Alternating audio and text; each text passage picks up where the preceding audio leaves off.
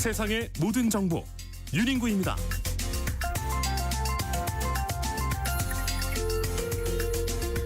안녕하십니까, 윤인구입니다. 점심 맛있게 드시고 계세요? 코스피가 연일 상승 곡선을 그리고 있습니다. 코스피 어디까지 오를까요? 경제 뉴스픽에서 살펴보겠습니다. 중동이 다시 불안의 중심에 섰습니다. 미국의 공습 가능성에 또 이란 내부의 동요까지 알파고 외신 기자와 자세히 알아보겠습니다. 국내 정치 상황도 심상치가 않은데요. 국민의힘에서 최고 수위 징계를 받은 한동훈 전 대표 반드시 돌아오겠다며 정면 돌파를 예고했고, 용산 둘러싼 개발 문제를 놓고 정부와 서울시의 힘겨루기도 점점 거칠어지고 있습니다. 여의도 현미경에서 자세히 들여다보겠습니다. 믿고 듣는 시사, 여기는 KBS 1라디오 세상의 모든 정보 윤인구입니다.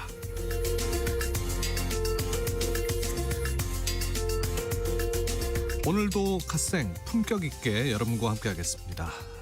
그러고 보니 어느새 1월의 마지막 금요일입니다. 1월도 이제 하루 이틀 남은 거죠. 오늘까지. 새해 복 많이 받으세요. 인사 나눈 게 정말 엊그제 같은데 시간 참 빠릅니다. 여러분의 1월은 어떠셨습니까? 제가 새해 들어서 가장 잘한 일 꼽으라면은 단연 여러분과 함께한 한 달의 시간들 이 아닐까 싶은데요. 매일 또 스튜디오 문 열 때마다 어찌나 설레는지, 어느덧 우리가 만난 지도 이제 한 달이 됐습니다. 여러분의 1월이 어땠는지 궁금합니다. 가장 반짝였던 순간은 어느 순간이었는지도 궁금하고요. 합격 통지서 받고 펑펑 울었던 날, 생각지도 못한 생일 선물에 감동했던 저녁, 혹은 또 매일 낮 저와 함께 해주신 이 시간도 좋습니다. 여러분을 가장 설레게 했던 1월의 장면들 지금 문자로 보내주십시오. 샵 9730, 샵 9730, 짧은 문자는 50원이고요. 긴 문자는 100원입니다. 콩으로 보내시면 무료입니다. 문자 보내신 분들 중에 추첨해서 3만 원 상당의 모바일 주유권 보내드릴게요. 1월 30일 금요일 KBS 1라디오 세상의 모든 정보 윤인구입니다. 본격적으로 시작합니다. 듣는 것만으로도 앞서갑니다. 오늘 경제 뉴스의 핵심, 경제 인사이트 픽. 네, 경제 인사이트 픽 임선우 뉴스캐스터와 함께합니다. 어서 오십시오. 안녕하세요. 네, 오늘 증시 어떻습니까? 네, 새해 들어 저희 개편하고 나서 이 증시 소식 전할 때 떨어졌다 이렇게 말한 적이 없는 것 같아요. 진짜 없는 것 같아요. 네. 오늘도 오름세 보이고 있습니다. 하락 출발한 코스피 곧장 다시 반등하면서 장중 사상 최고치 또 새로서 내려갔고요. 수급 상황 보면 개인이 홀로 사들이고 있습니다. 오늘은 석유와 가스, 우주항공과 국방업종이 상승률 상위권에 위치해 있는데요. 특히 비철금속 관련주가 강합니다. 이 구리 가격이 AI 붐을 타고 미국과 중국발 수요 기대가 맞물리면서 사상 최고치를 잇따라 경신하는 영향으로 보이고요. 그리고 이 반도체, 특히 고대역폭 메모리 관련주도 오름세 이어가고 있습니다. 삼성전자의 7세대 HBM 양산 준비 소식, 그리고 SK하이닉스 호실적이 섹터 전반에 온기를 불어넣고 있는데요. SK하이닉스는 60만 닉스 갔다라고 말한 게 엊그제 같은데 오늘 90만 원도 넘어섰습니다. 넘었죠. 예, 네. 지금 5% 넘는 상승률 보여주고 있고요. 반면 최근 거침없이 오르던 코스닥은 살짝 조정받는 모습인데 저가 매수세가 들어올지 아니면 차익 실현이 강해질지는 장중 흐름 조금 더 지켜봐야겠습니다. 네, 지금 이 시각 코스피는 5253.15를 보이고 있습니다. 트럼프 행정부가 우리나라를 화줄 관찰 대상국으로 재차 지정했어요. 네, 사실 이게 처음 있는 일은 아니고요. 우리나라는 2023년에 7년여 만에 환율 관찰 대상국에서 잠깐 빠졌다가 그랬군요. 이듬해 다시 포함됐고 작년을 비롯해서 이번에도 빠지지 못한 겁니다.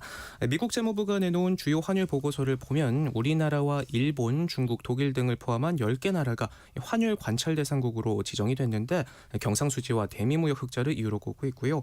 새로운 소식은 아니지만서도 최근 흐름을 보면 앞서 미국이 원화 가치가 지나치게 낮다, 이례적으로 개입하기도 했고, 또 트럼프는 최근 의도적으로 이 달러 가치를 떨어뜨려서 환율을 이유로 대미 투자를 미루고 있는 나라들을 압박하고 있는 만큼 눈여겨봐야 할 흐름인 건 맞는 것 같습니다. 네. 트럼프 대통령이 우리나라뿐만이 아니라 세계 여러 나라를 대상으로 이제 관세 카드 자꾸 꺼내고 있지 않습니까? 예.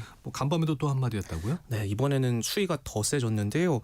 내각회의에서 그간 내가 너무 친절했다, 세계 각국에 부과하는 관세가 훨씬 더 높을 수 있다 말하는가 하면 친절하지 않았는데. 네, 그러니까 말이죠. 이 사인 하나로 수십억 달러가 미국으로 들어올 수 있다면서 언제든 관세를 올릴 수 있다는 점을 강조하기도 했습니다. 그리고 진짜는 이 트럼프의 소셜미디어 계정에 올라왔는데요. 네. 대부분 국가들 전문가들은 저금리로 돈을 벌어들이는 ATM기, 현금 인출기다 이렇게 비꼬았고요. 미국이 경제적으로 크게 의존하고 있으니까 고마워해야 한다 이렇게 주장했습니다.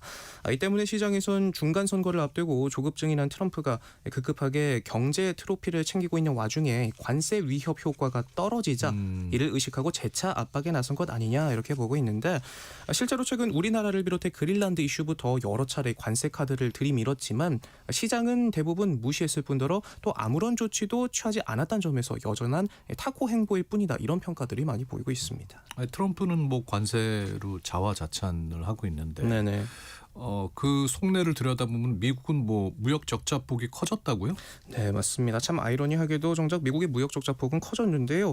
지난해 11월을 기준으로 전달보다 95%나 급증했는데 무려 33년 8개월 만에 가장 높은 증가율을 찍었습니다. 상황들을 종합해 보면 트럼프의 킹달러 죽이기부터 이례적인 원화 개입이나 관세 압박도 모두 설명이 되는데요. 우리 정부도 재빨리 대응에 나서고 있습니다. 한미 협의를 위해 급파된 김정관 장관이 오늘 러트닉 상무장관과 관세 회동을 가졌고 여한구 통상교섭본부장도 미국을 찾아 미국 무역대표부 대표 등 주요 인사들을 만나 한미 통상 현안에 대해 협의할 계획이니까요. 흐름 잘 예의주시해 봐야겠습니다. 네, 국내 부동산 이야기 해보겠습니다. 이제 정부는 공급을 늘리겠다고 하고 있는 와중에 지난해 이제 주택 공급 지표는 하락한 걸로 나왔습니다. 네, 맞습니다. 지난해 전국 주택 시장 전반에서 공급 위축 흐름이 두드러지게 나타났는데요.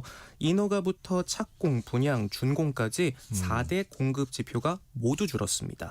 네. 특히 지방이 더 어려웠고 서울은 조금 복합적인데 인허가와 분양은 크게 줄었지만 착공과 준공은 오히려 늘었습니다. 쉽게 말해서 새로 계획되는 집은 줄었는데 이미 진행 중이던 사업은 마무리된 경우가 많다 이렇게 볼 수 있겠고요. 네. 임대차 시장을 보면 전세보다 월세를 선택하는 비중이 계속해서 커지면서 같은 기간 전월세 계약 중 월세가 절반도 더 되는 60%를 넘기면서 5년 연속으로 확대되는 흐름 보이고 있습니다.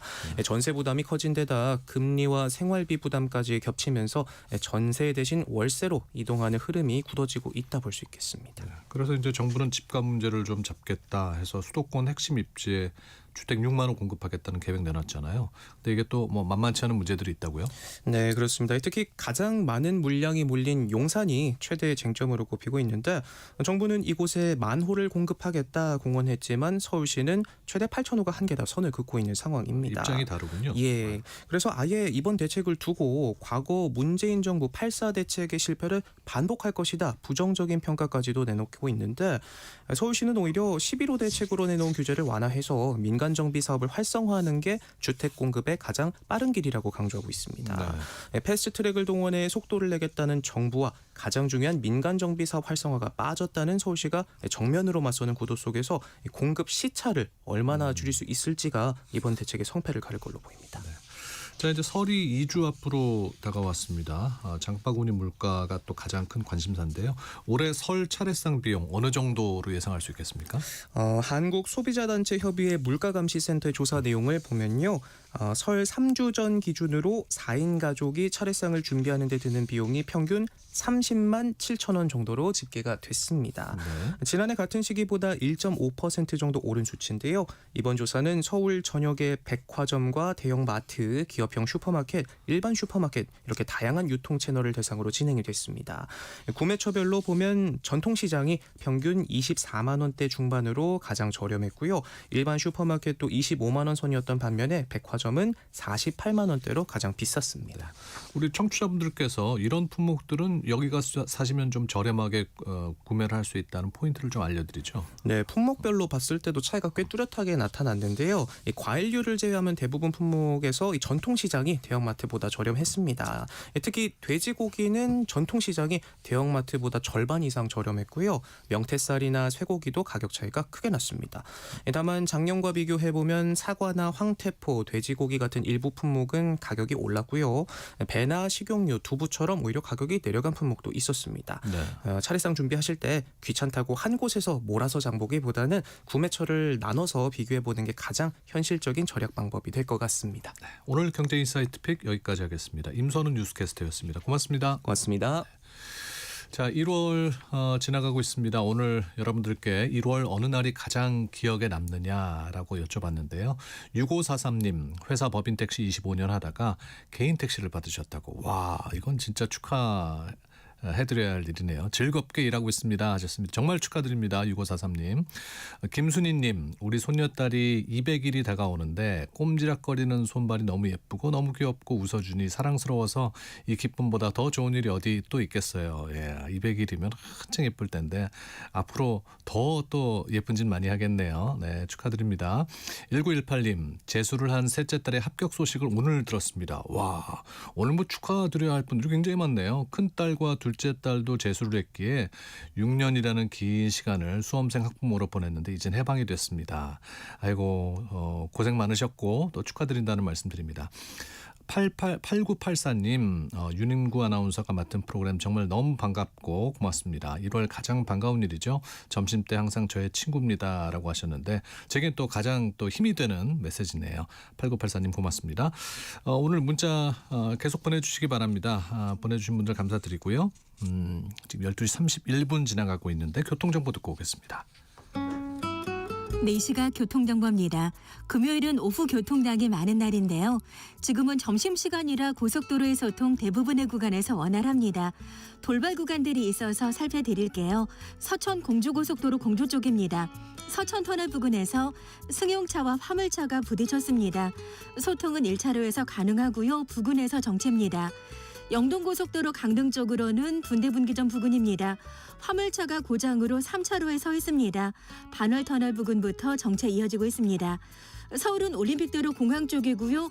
동작대교에서 여의교 쪽으로 사고 여파를 받고 있습니다. 강변북로에는 양방향으로 차가 많은 편인데요. 일산 쪽으로 영동대교에서 한강대교 쪽으로 지체입니다. 구리 쪽으로 가양대교 부근에서 속도를 줄이고 있고요. 양화대교에서 반포대교 쪽으로 막히고 있습니다. KBS 교통정보센터에서 이현입니다.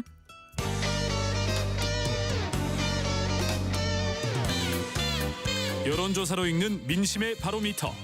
민심 직설. 여론의 좌표.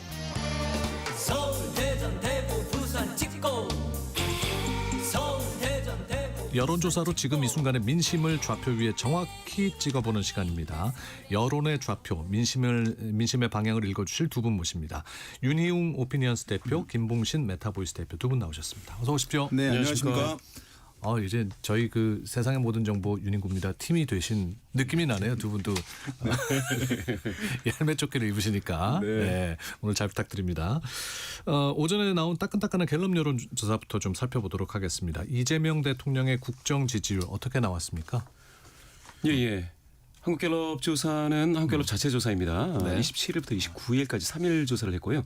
가상번호를 활용한 전화면접 조사입니다. 오늘 소개해드리는 모든 여론조사는 중앙선거여론조사심의위원회 홈페이지를 참조해 주시면 되겠습니다. 네. 대통령 긍정평가가 60%입니다.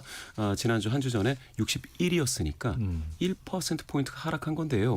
사실은 이건 굉장히 미세한 하락이라서 횡보하고 있다고 봐야 되겠습니다. 뭐 크게 의미가 있다고는 볼 수 그렇죠. 없다. 네. 변동은 큰 의미는 없는데요. 최근에 60, 58, 61, 60 이렇게 찍고 있어서 대략 한 60% 정도의 긍정평가를 받고 있다. 요거는 낮은 수치는 아닌 걸로 보여지고요. 네. 한국갤럽 조사는 전화면접 조사라고 이제 소개를 해드렸는데요. 전화면접 조사가 국민 대표성, 더 많은 국민분들을 대표하고 있다라고 보시면 되겠습니다. 그런데 여기서 특이한 게 하나 있습니다. 뭔가요? 부정평가가요. 네. 4주 전에 그러니까 12월 하순에는 36이었습니다. 그런데 이번에 29까지 빠졌는데 오. 이게 아주 살살살살 빠져서 지금 30% 선을 뚫고 밑으로 내려와 있습니다. 네. 그러니까 36, 33, 32, 30 그리고 29입니다. 그래서 20%대로서 이렇게 보면은 대통령을 거듭 말씀드리지만 뭐 이거 딱 집어서 이건 진짜 대통령이 잘못해서 이게 정말 큰 문제야라고 할 것을 지금 못 찾는 건가 하는 그런 느낌을 주고 있는 상황입니다. 네. 이게 긍정평가와 부정평가에 대한 이유도 우리가 살펴볼 수 있나요? 네, 그렇습니다. 이제 이 조사기관 한국갤럽 조사 같은 경우에는 이재명 대통령의 국정 수행에 대해서 잘한다라고 응답한 사람들한테는 그 이유를 또 잘못했다고 응답한 사람한테는 그 이유를 이제 질문을 하고 있는데요. 잘했다고 긍정평가하는 사람들한테 왜 그런지 질문을 했는데 네. 주관식으로 답을 이제 했습니다. 가장 높았던 것이 경제 민생이 이제 1위로 나왔습니다. 19%를 차지했고요. 예. 다음으로 이제 외교가 17%로 두 번째를 차지했습니다. 그러니까 경제 민생과 외교 이 두 가지 사안이 이재명 대통령의 국정 수행을 잘했다, 잘하고 있다, 긍정적으로 평가하는 사람들의 주요한 이제 요인이 되고 있다고 할 수 있겠고, 그 아래에 이제 소통이라는 항목이 있습니다. 그것은 아마도 뭐 정부 부처 업무 보고 받고 그것을 이제 실시간으로 보여주고 또 국무회의도 이제 실시간 소통하는 부분들 있잖아요. 그런 부분들이 영향을 좀 주고 있다고 할 수 있겠고요. 반면에 부정적으로 평가한 사람들한테 그 이유를 질문했는데 네. 여기서도 사실은 동일하게 제일 높은 것이 경제입니다. 그러니까 경제가 긍정적으로 평가한 사람들한테도 제일 높은 이유이고 예. 부정적으로 평가하는 사람들도 경제를 제일 꼽고 있습니다. 그러니까 그러네요. 아마도 제가 봤을 때는 앞에 이제 긍정적으로 보시는 경제 같은 경우는 최근에 이제 주가가 많이 상승했잖아요. 네. 뭐 그런 부분의 측면에서 이제 경제를 좀 바라보는 시각이 크다고 할 수 있을 것 같고 부정적으로 평가하시는 분들이 경제를 꼽은 것은 실제 어떤 체감 경기, 어떤 민생 경기 관련해서 여러 가지 좀 지금 어려운 상황 아니냐, 자영업자들이라든가 소상공인 같은 경우에 그런 부분들을 좀 중시해서 평가하시는 것이라고 할 수가 있겠고, 더불어서 최근에 이제 환율이 높은 부분도 함께 있다고 할 수 있겠습니다. 그 아래로 뭐 외교라든가 전반적으로 잘못한다, 뭐 도덕성 문제 뭐 이런 것들을 얘기하고 있습니다만은 수치가 큰 것은 아니고요. 이전과 다르게 하나 수치가 새로 생긴 것이 있는데요. 부동산 정책이 이제 5% 이전에 비해서 3% 포인트 가량 높아져서 약간 눈에 띄는 그런 상황이라고 할 수 있겠습니다. 네. 리얼미터 여론조사 결과도 발표가 됐죠? 예, 그렇습니다. 리얼미터의 여론조사도 지난주 조사이겠습니다. 이 경우에는 네. 한국갤럽은 이번 주 조사인데 이재명 대통령 국정수행 평가에 대해서 53.1%가 긍정을 한다 이렇게 했습니다. 리얼미터 조사는 ARS 조사이고요. 에너지경제신문의 의뢰로 조사를 했습니다. 예, 여기에서 53.1이 나왔는데요. 네. 그런데 지난 조사하고 완전히 동률입니다. 완전히 똑같이. 긍정률은. 부정률은 0.1%포인트 격차 살짝 빠졌으니까 이것도 역시 거의 동률에 가까운 42.1입니다. 이렇게 보면 역시 ARS 조사에서는 양당을 지지하시는 그 고관여된 분들이 많이 이제 오시기 때문에 이 경우에는 부정률도 상당히 높아지고 긍정률은 살짝 빠지는 그런 현상을 보실 수가 있습니다. 그래도 그 격차는 10%포인트가 지금 넘어가고 있다 이렇게 보실 수 있겠습니다. 네. 조사 기간은 1월 19일부터 23일 5일간 조사를 했습니다. 1월 19일부터 23일까지요. 예. 네. 여기에는 긍정평가와 부정평가 이유는 어떻게 나왔습니까? 요 ARS 조사에서는 긍정 부정 평가를 묻지 않고 있고요. 그냥 요 정도로만 그 숫자만 확인할 수 있는 정도이고요.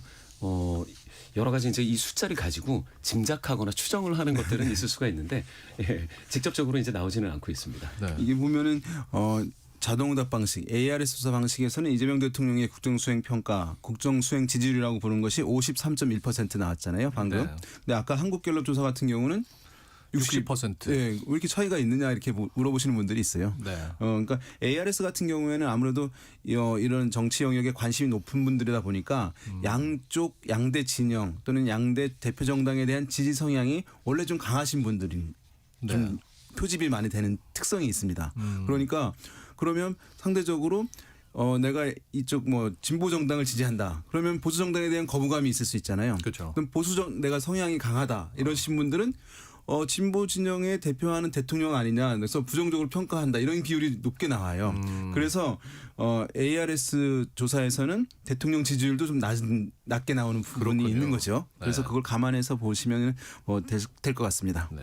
정당 지지도도 어떻게 나왔는지 궁금합니다. 워낙 요즘 뭐 민주당, 국민의힘 이슈들이 많아서요. 예, 먼저 한국갤럽에서 정당 지지율 나온 것을 말씀드릴게요. 예. 더불어민주당이 44% 나왔고요.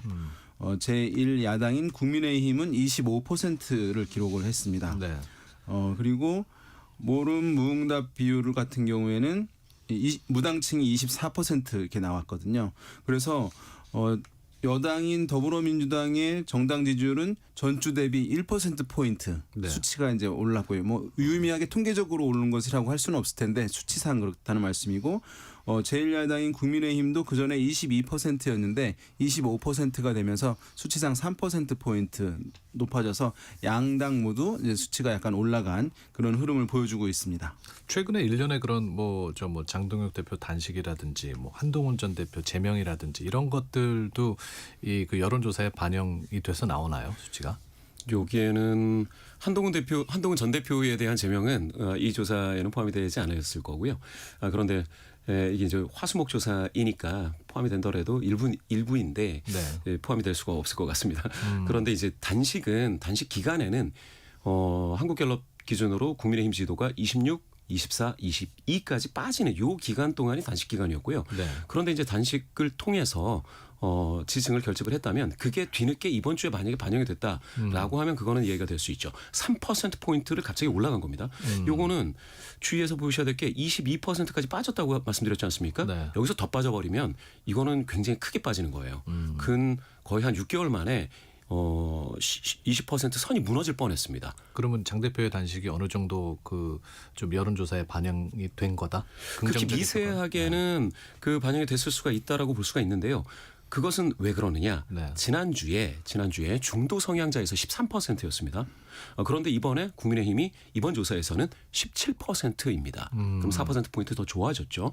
그러니까 전체적으로 3%포인트 좋아질 때 중도층에서도 같이 올라가줬다라는 거에서 조금은 의미를 둘 수가 있겠습니다. 물론 이 모든 것들은 다 오차범위 이내의 변화라서요. 네. 아주 큰 의미를 두기는 좀 그렇습니다. 또 한 가지 본다면 한국갤럽 조사에서 이번 대통령 취임하고 나서 제1야당인 국민의힘이 최고점이 26이었습니다. 네. 그러면 지금 25죠. 한 번 더 올라가면 그러면 고점을 경신할 수도 있는 상황이 됐습니다. 지금 국민의힘의 정당 지지율이 이제 어떻게 갈 것이냐가 사실은 여의도 정가의 주요한 관심사 중에 하나입니다. 네네. 예, 최근에 이제 방금 말씀하셨습니다마는 한동훈 전 대표에 대한 이제 제명이 있었잖아요. 근데 이 한국갤럽 조사에서 그 전주 조사, 그러니까 1월 20일부터 22일 3일간 실시했던 조사가 있었는데 그 전주 조사에서 그때 보게 되면 그 한동훈 전 대표에 대한 이제 제명이 얘기가 있었으니까 적절한지 네. 부적절한지 질문을 했었거든요. 그 네네. 질문이 있었는데 그때 적절하다는 응답은 33%, 부적절하다는 응답은 34%였어요. 전체 결과가. 근데 이런 경우 같은 경우는 국민의힘 지지층의 의견이 중요할 거 아니에요. 네네. 국민의힘 지지층만 놓고 봤을 때는 적절하다는 응답이 48%였습니다. 그러니까 이제 약간 높긴 한 것인데 그렇지만 50을 넘는 건 아닌 거예요. 네. 어느 정당의 의사 결정이 그 당의 지지층의 절반 이상을 동의를 얻지 못하는 거거든요. 그러니까 부적절하다는 응답도 35%였단 네. 말이죠. 이 얘기는 뭐냐 하면 그래도 절반 가까이는 당의 의사 결정에 대해서 공감하고 동의하는 흐름들이 있는데 네. 그렇지만 절반 가까이는 또 동의하지 않는 거예요. 35%는 명시적으로 국민의힘 지지자이지만 난 적절하지 않다고 본다고 얘기를 하고 있으니까 그러니까 당 지지자들 내에서도 이제 그 사안을 바라보는 시각이 좀 상당히 극명하게 갈리는 현상들이 존재하고 있는 상황이라고 할 수 있겠고 그래서 이것이 어떤 보수층 중에서는 국민의힘이 지지하는 사람도 있지만 지지하다가 잠깐 지지를 안 하고 있는 분들이 있거든요. 네. 그런 분들한테 과연 이제 이것이 지지를 흡수하게 하는 지지층으로 다시 돌아오게 하는 요인으로 작동할지 아니면 계속 밖에서 지지층이 아닌 사람으로 머무르게 하는데 더 영향을 줄지 이 부분이 아직 명확하게 이제 알 수는 없는 그런 상황인데 그러네요. 예, 좀 이후의 조사 결과들을 좀 더 지켜봐야 될 것 같습니다. 한동훈 전 대표가 이제 어제 오전에 제명을 당했으니까 네. 여론조사에 반영되는 건 다음 주쯤 우리가 얘기를 할 때 맞습니다. 어떤지 좀 추이를 지켜볼 수 있겠군요. 네. 민주당이나 국민의힘 우리가 리얼미터는 안 봤죠. 리얼미터는 누가 말씀해 주시겠어요? 예, 리얼미터 조사입니다. 역시 마찬가지로 에너지경제신문의 의뢰를 받아서 ARS로 조사를 했는데 요거는 목금 조사입니다.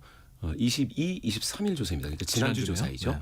네. 여기에서는 민주당이 42.7, 국민의힘이 39.5. 오차범위 내로 붙었는데 더 좁혀졌습니다. 3.2%포인트 격차니까. 리얼미터 조사는 더불어민주당하고 국민의힘 격차가 별로 안 나죠. 나타났네요. 예, 이거는 참 재미있는 현상입니다. 이 경우에 그러면은 리얼미터 조사, 즉 ARS 조사에서는 굉장히 좀 양극단적인 성격 내지는 두 정당의 어떤 충성도가 굉장히 높은 분들이 응답을 한다라고 봐야 됩니다. 이 응답률이 지금 4.1%거든요. 그런데 이제 한국갤럽 조사 같은 경우에는 지난주 한국갤럽 조사가 12.3이었고요.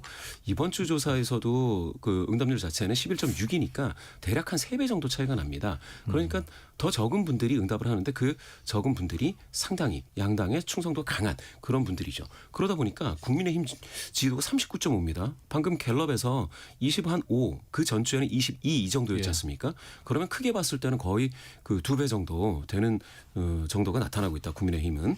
민주당은 비슷해요. 42.7.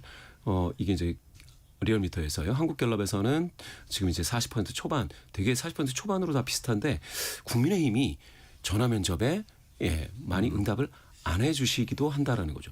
여기서 특히 재미있는 것은 리얼미터 조사에는 중도 성향이신 분들 중에서도 국민의힘 지지도가 35.5입니다. 네. 그럼 방금 한국갤럽은 17이었고 그 전에 13이었다고 말씀드렸지 않습니까? 네. 무려 20%포인트 이상 중도에서도 국민의힘을 지지하시는 분들이 ARS 조사에서 많이 나타난다. 그러니까 같은 중도가 아니다. 전화 면접 중도와 ARS 중도는 완전히 다른 중도다라고도 보실 수가 있겠습니다. 그러니까 이게 뭐 조사 매체에 따라서, 그러니까 조사 방식, 방법에 따른 방식에 따른 거라고 방식에 따라서 좀 많이 뭐 반복돼서 말씀드리는 것인데 자동응답 방식은 상당히 이제 정치에 관심이 많은 분들이니까 그러면 정치에 관심이 많다고 하면 특정 어느 정당들을 이미 지지하고 있는 분들의 가능성이 높아요. 더 적극적이신 분들이라는 네, 말씀인 그러니까 거죠? 어느 정당이 뭐 일을 잘하고 못하고 여부를 떠나서 기본적 지지율이 나오는 특성을 보입니다. 이제 그래서 이렇게 이제 양당 지지율 높게 나오는 특성이 있다고 할 수 있겠고요.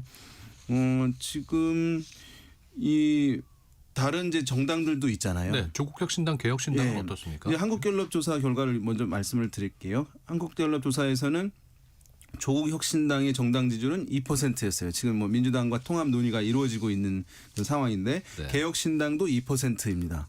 어떤 분들은 또 이걸 보시면서 아니 뭐 1당과 2당에 여러 가지 논란들이 있는데 왜 오르지 않는가? 제3 정당들이 네. 이렇게 지지율이 옛날 같으면 많이 올라왔는데 네. 이렇게 정체가 되냐 이렇게 물어보시는 분들이 있어요. 그래서 예전에는 이런 현상이 있으면 최근에 보면 이제 일당이 민주당 내에도 여러 가지 이제 정치적인 논란들이 있었잖아요. 그리고 지금 야당도 마찬가지고 그러면 3정당이 주목을 받으면서 지지율이 쫙 올라가는 것이거든요. 원래는.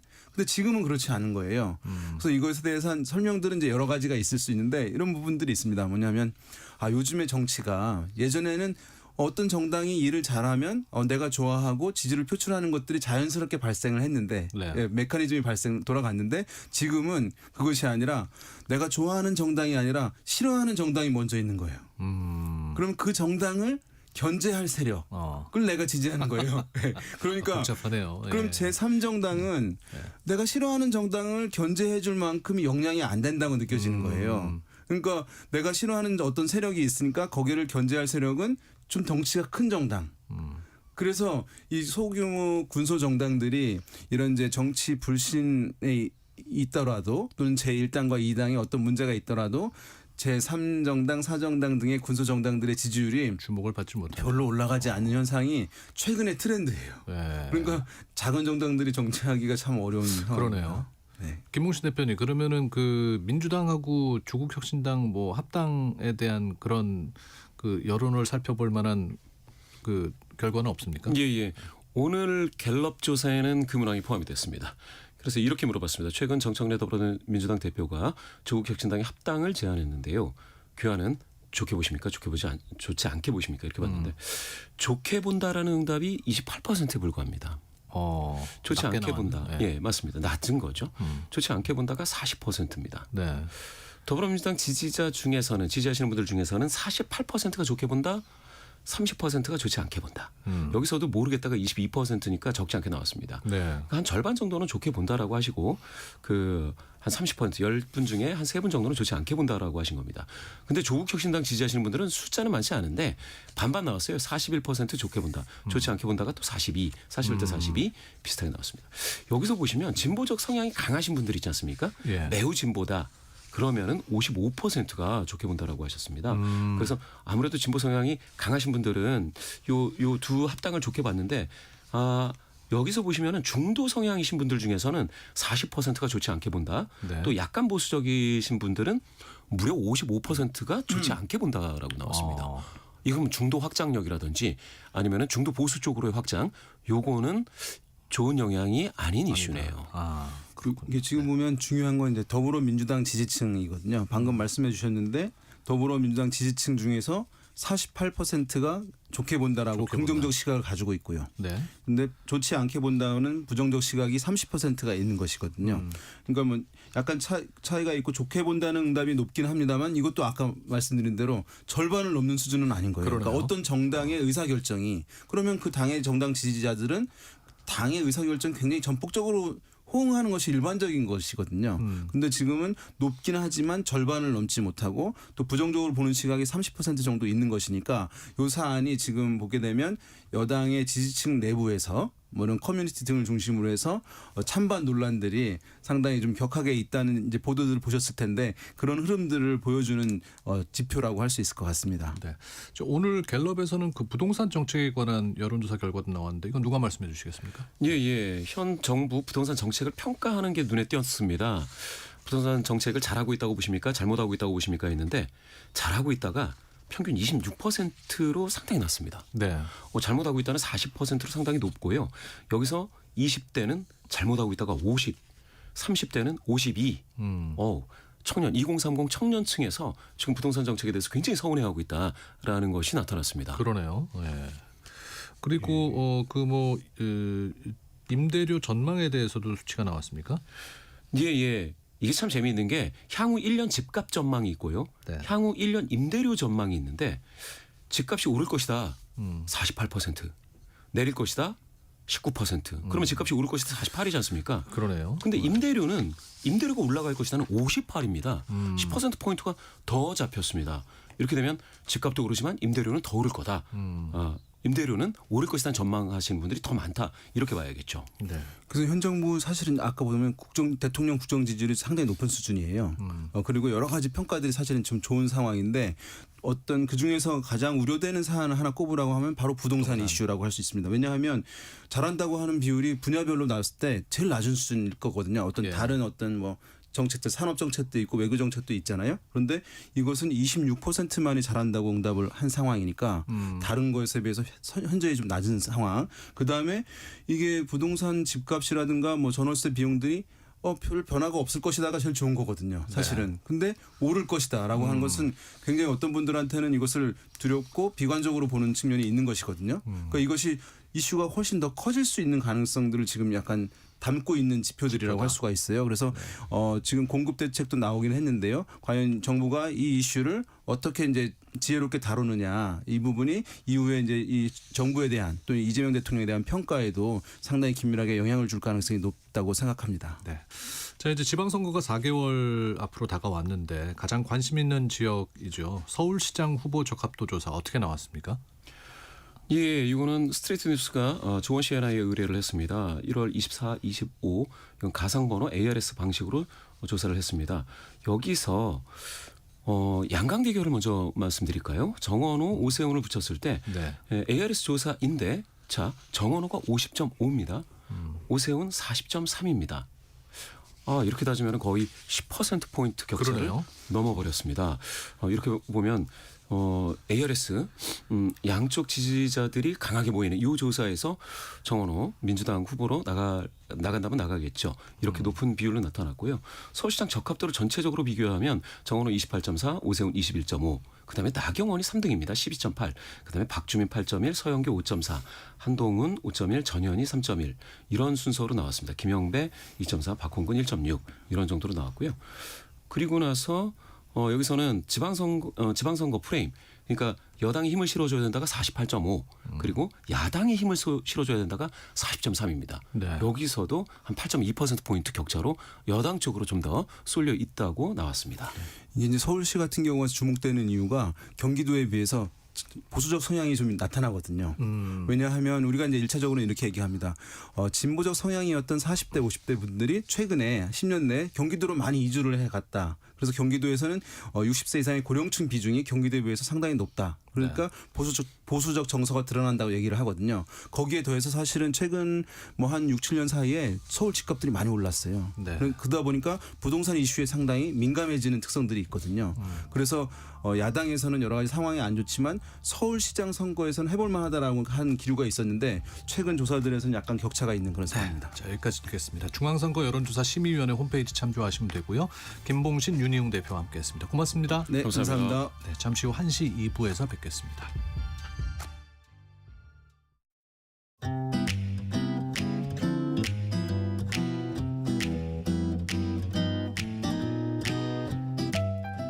안녕하세요. 바른말 고운말입니다.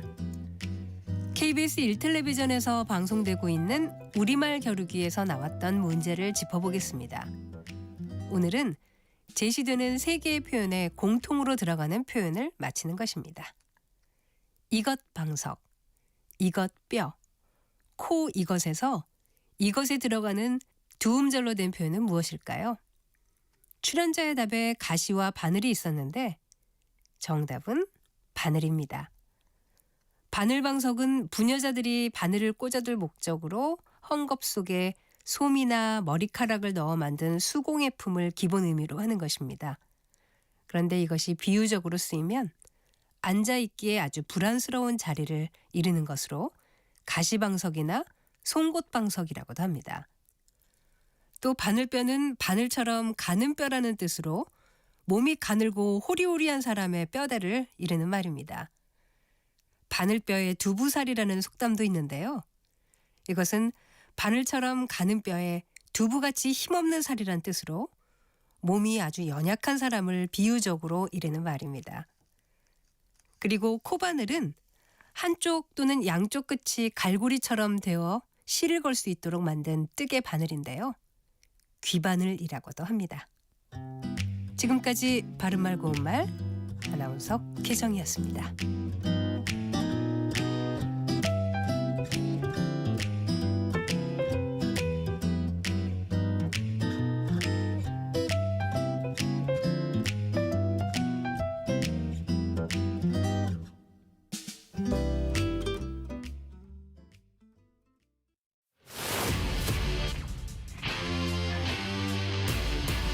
토론에 정답은 없습니다. 토론이 세상을 바꿀 수도 없습니다. 하지만 질문은 새로운 세상을 만들 수 있습니다. 질문으로 올바른 세상을 만드는 첫걸음. 평일 저녁 7시 20분 KBS 열린 토론.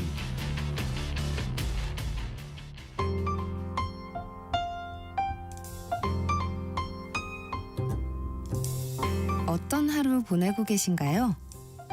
눈코 뜰 새 없이 바쁘게 지나가는 한 주. 따뜻한 시선으로 하루를 마무리합니다. 당신을 위한 지식 쉼터. 오늘 밤 일라디오. 월요일부터 금요일.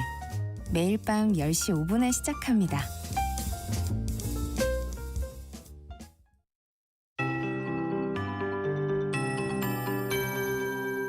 KBS 58분 날씨. 찬바람이 불어 어제보다 춥습니다. 현재 몸으로 느껴지는 체감 온도가 중부지방은 영하 10도 안팎, 남부지방은 영하 5도 안팎으로 나타나고 있습니다. 오늘 예상 낮 최고 기온은 서울 영하 2도, 대전 1도, 강릉, 광주 2도, 부산과 제주 5도 등으로 어제보다 1도에서 3도 정도 낮겠고요.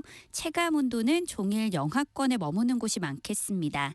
길게 이어진 추위는 내일 낮부터 누그러지겠습니다. 내일 아침에는 서울 영하 11도, 대구 영하 7도 등으로 오늘과 비슷하겠지만 낮에는 오늘보다 2, 3도 정도 기온이 오르겠고요. 다음 주에는 예년 이맘때 기온에 보일 전망입니다. 오늘 전국이 대체로 맑겠지만 대기가 매우 건조해서 불조심하셔야겠습니다. 지금 중부지방과 전남 일부, 경상도를 중심으로 건조특보가 계속 이어지고 있고요. 특히 해안 지역은 당분간 바람도 강하게 불겠습니다. 모레 일요일 새벽부터 오전 사이에는 충청 이남 서해안에 눈이 오겠고 일요일 늦은 밤에 수도권과 강원도를 시작으로 다음 주 월요일에는 중부지방과 전라도, 일부 경상도 내륙에 눈이 내릴 전망입니다. 도입니다. 현재 서울의 기온은 영하 4.7도입니다. 송소진입니다.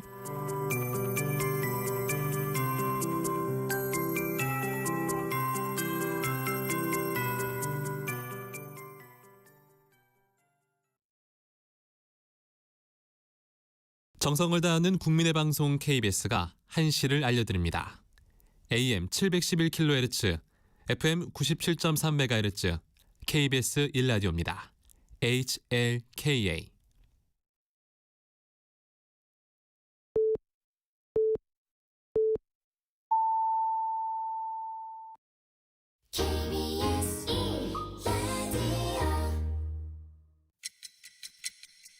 듣는 것만으로도 앞서갑니다. 당신의 갓생 파트너 KBS 1라디오 세상의 모든 정보 윤인구입니다.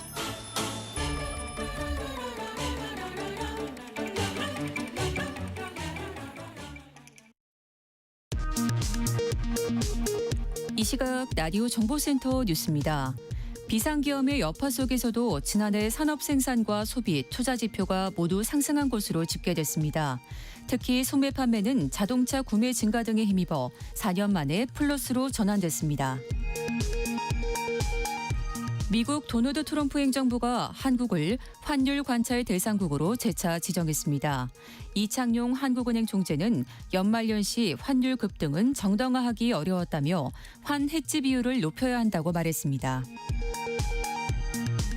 관봉권 띠지 폐기 의혹을 수사하는 상설특검팀이 최재현 검사를 피의자 신분으로 소환했습니다. 정규유착 비리 검경합동수사본부는 신천지에 대한 압수수색에 나섰습니다.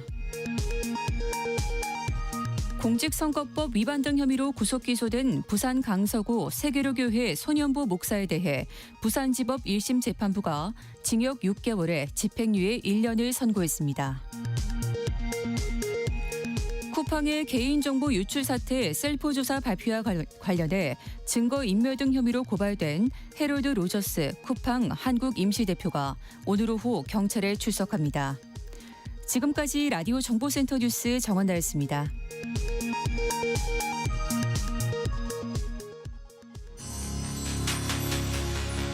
일상의 깊이를 더합니다. 당신을 위한 프리미엄 인사이트 KBS 1라디오 세상의 모든 정보 윤인구입니다. 네, 2부 시작하겠습니다. 오늘 1월 30일인데요. 1월도 다 지나가고 있습니다. 오늘 청취자 여러분들께 1월 중에 어느 날이 가장 기억에 남는지 여쭤봤습니다. 6722님께서 시골에 혼자 사는 어머님 백내장 노안 서울에 모셔 수술했는데 경과가 좋아서 다행입니다 라고 하셨고요. 7470님께서는 12월 1일 군대 간 아들이 신병훈련 퇴소식이 있었던 1월 5일 일이 가장 기억에 남는다고 하시면서 밤 열심히 만들고 와 사랑해 하셨습니다. 취사병인가 봐요. 네. 1188님 이 시간이 기다려지고 설렙니다. 지난주에 교직에서 퇴직하고 집에서 휴식하시며 공인중개사 공부하면서 듣고 계시다고 좋은 방송 듣고 계시다고 하셨습니다. 감사드립니다. 자, 어제 한동훈 전 국민의힘 대표 제명이 확정됐죠. 국민의힘이 내용에 휩싸였습니다. 또 공천원금 수사는 속도를 더 내고 있는데요. 잠시 후에 여의도 현미경에서 자세히 들여다보겠습니다. 누구에게나 예고 없이 찾아오는 가슴속 시한폭탄, 바로 심근경색인데요. 오늘 100세 시대 건강한수에서는 여러분의 심장을 건강하게 지킬 수 있는 방법 자세히 알려드리겠습니다. 2부 순서 본격적으로 시작합니다. 뉴스 너머의 맥락 정치판의 핵심을 포착한다. 여의도 현미경. 매일매일 차고 넘치는 정치권 이슈의 숨은 맥락 짚어드립니다. 여의도 현미경 김수민 시사평론가와 함께합니다. 어서 오십시오. 네, 안녕하세요. 네, 어제 한동훈 전 대표 제명됐습니다. 네. 국민의힘은 앞으로 어떻게 되는 겁니까? 네, 일단은 친한계 중심으로 예. 반발이 거칠게 일고 있거든요. 지선을 앞두고 뭉쳐도 모자란다 이런 말이 나오는 상황에서 장동혁 대표 등의 당권파가 정적을 몰아내려고 당을 되레 쪼개고 있다 이런 주장이 나오고 있습니다. 당장의 친한계 의원들과 국민의힘 당협위원장 등 40명 정도가 장동혁 대표는 사퇴하라 성명을 냈고요. 오세훈 서울시장까지 나서서 장 대표의 퇴진을 요구를 했습니다. 오 시장은 이 제명을 놓고 자멸의 길, 장 대표는 우리 당의 날개를 꺾어버리는 처참한 결정을 했다라고 비판을 했습니다. 이래저래 분열 양상을 보이고 있는 국민의힘인데요. 내일 국회에선 친한계 지지층이 장동혁 퇴진 집회를 예고를 한 상황이고 친한계 당협위원장과 의원들도 이 집회에 참석할지 검토를 하고 있는 것으로 전해지고 있습니다. 네. 장 대표가 수요일에 당무 복귀를 하고 난 이후에 거의 한동훈 전 대표 제명하는 거는 기정사실로 돼 있던 거였죠? 네, 그렇습니다. 근데 막상 이런 일이 벌어지니까 결국에는 들고 일어나는 사람들이 있는 것이고 오세훈 시장의 참전이 좀 주목할 만합니다. 당의 주류 범위에서 크게 벗어나지 않는 행보를 해왔던 오 시장이었거든요. 어떻게 보면 리트머스 시험지라고 볼 수 있는데 이렇게 강하게 반발한다라고 했을 때는 친한계의 범위를 넘어서는 당내 일각의 반발이 일어나고 있다. 이렇게 해석을 할 수 있겠습니다. 네, 그러니까 여기에 대해서 이제 국민의힘 내부에서도 많이들 걱정을 하고 있다는 얘기겠네요. 네, 그렇습니다. 네. 당내 중진 의원들이라든지 원로 그룹에서도 이런 비판이라든지 우려 입장들이 속출할 것으로 보입니다. 그렇다면은 지금 이렇게 장동혁 대표 사퇴하라는 얘기들도 많이 나오고 있는데 넉 달밖에 남지 않은 이 지방선거 장동혁 대표 체제로 치를 수 있는 겁니까? 일단 장동혁 대표가 사표를 던지지 않는 이상은 장 대표 체제로 지선을 치를 수는 있습니다.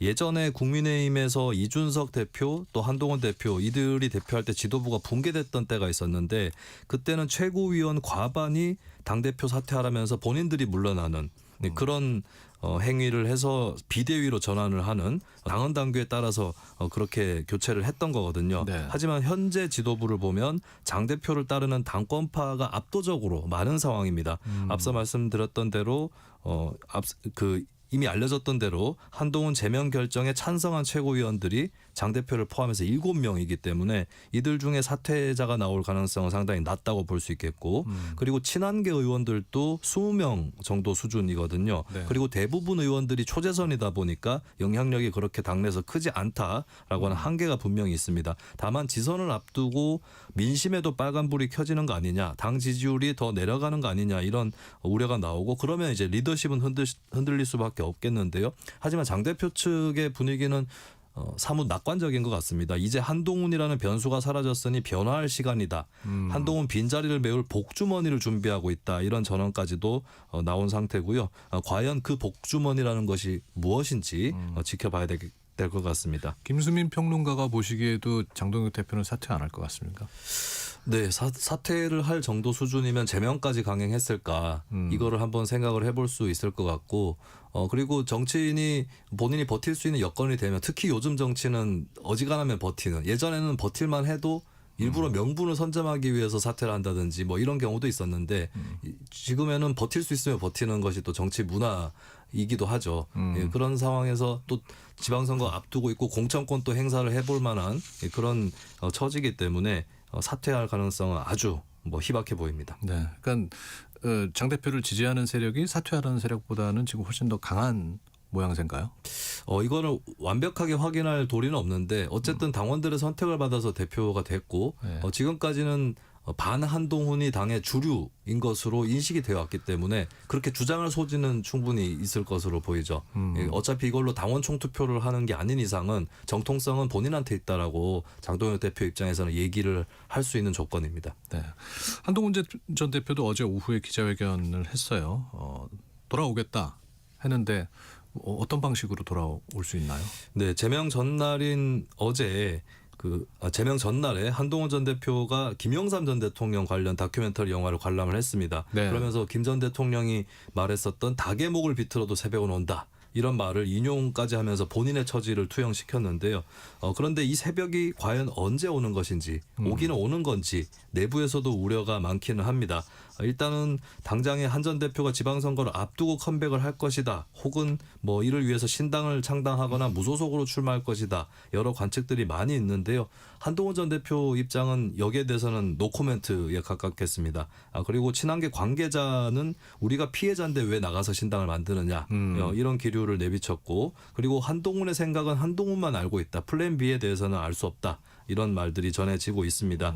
조만간에 한동훈 전 대표가 다음 달이죠. 2월 8일 잠실체육관에서 토크 콘서트를 열거든요. 아, 그래요? 네, 이 자리에서 제명과 관련된 소회 그리고 앞으로의 계획을 밝히지 않을까 전망을 합니다. 네, 뭐 대구에도 출마한다는 얘기도 있고 뭐 부산에도 출마한다는 얘기가 있는데. 네, 평택에도 출마를 평택에도. 한다는 설도 있고요. 경기지사 나가면요, 저 이준석 대표가 그리고 평택은 이 재보궐선거가 아직 해당 지역구입니까? 네, 해당 지역이라서 그리고 예전에 국민의힘 의원이 배출된 적도 있는 지역구거든요. 그러다 보니까 평택 출마설도 나오고 있는데, 네. 근데 뭐 당을 새로 만드는 형식보다는 무소속으로 출마하는. 네, 그나마 물론 이거 한 전 대표의 의중하고는 무관하게 나오는 관측이겠습니다만, 네. 객관적으로 예측을 해보면은 설령 출마를 하더라도 제3지대 신당이 아니라 무소속의 형태가 될 가능성이 높다 이런 관측입니다. 한동훈의 생각은 한동훈만 안다 그러니까 더 궁금해지는데 어떤 생각을 네. 한 전 대표가 지금 갖고 있는지. 예. 이 보수 집안 싸움에 민주당도 가세한 모습입니다. 한 전 대표 제명에 대해서 공개적으로 또 비판을 했다고요. 네, 그동안에는 민주당에서 한동훈 전 대표가 계엄에 반대했다거나 이런 행위에 대해서 그렇게 긍정 평가를 굳이 하진 않았었거든요. 오히려 한 전 대표나 다른 국민의힘이나 다를 게 없다는 쪽에 그런 공격이 우세했었는데 그런 만큼 이제 껄끄러운 존재였다는 거죠. 하지만 이번에 제명을 해버리는 국민의힘의 처분 결정이 나왔기 때문에 이것을 놓고 이거는 윤석열 탄핵 찬성 인사를 쫓아낸 것이고 사실상 내란 옹호 정당임을 자백한 거다라고 규정을 하고 있는 게 민주당 입장입니다. 그리고 이번 논평에서도 결코 남의 당 일로만 치부할 수 없는 중대한 문제라는 표현까지 썼거든요. 그러면서 내란을 비판한 인사를 배제하는 것이 과연 민주공화국의 정당인가 강도 높은 비판을 내놨습니다. 민주당 입장에서는 확실한 호재로 느끼고 있다라고 하는 평가가 나오고 있고 지방선거에서도 내란 옹호 정당을 심판하자 이런 구호가 더 강하게 울려 퍼질 것으로 전망이 됩니다. 그러니까 이거는 뭐 민주당이 한 전 대표를 두둔하는 건 아니고 이제 국민의힘을 비난하는 거죠. 네, 그렇습니다. 막상 한 전 대표 제명에 이르기 전 과정에서는 조금 거리를 두고 양비론을 취했던 것이 민주당 입장이었었거든요. 네. 근데 확실하게 제명이 된 이상 그러면 국민의힘 정체성도 그런 쪽 아니냐, 내란 옹호 아니냐 이렇게 또 규정을 하는 모습입니다. 네.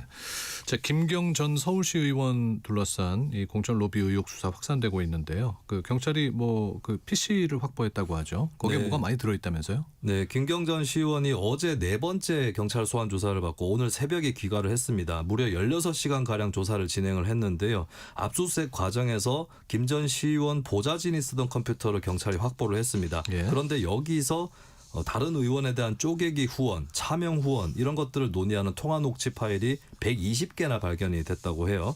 경찰이 조사할 수사 대상이 크게 늘어난 셈이고 여기서 단서가 나올 공산도 커졌습니다.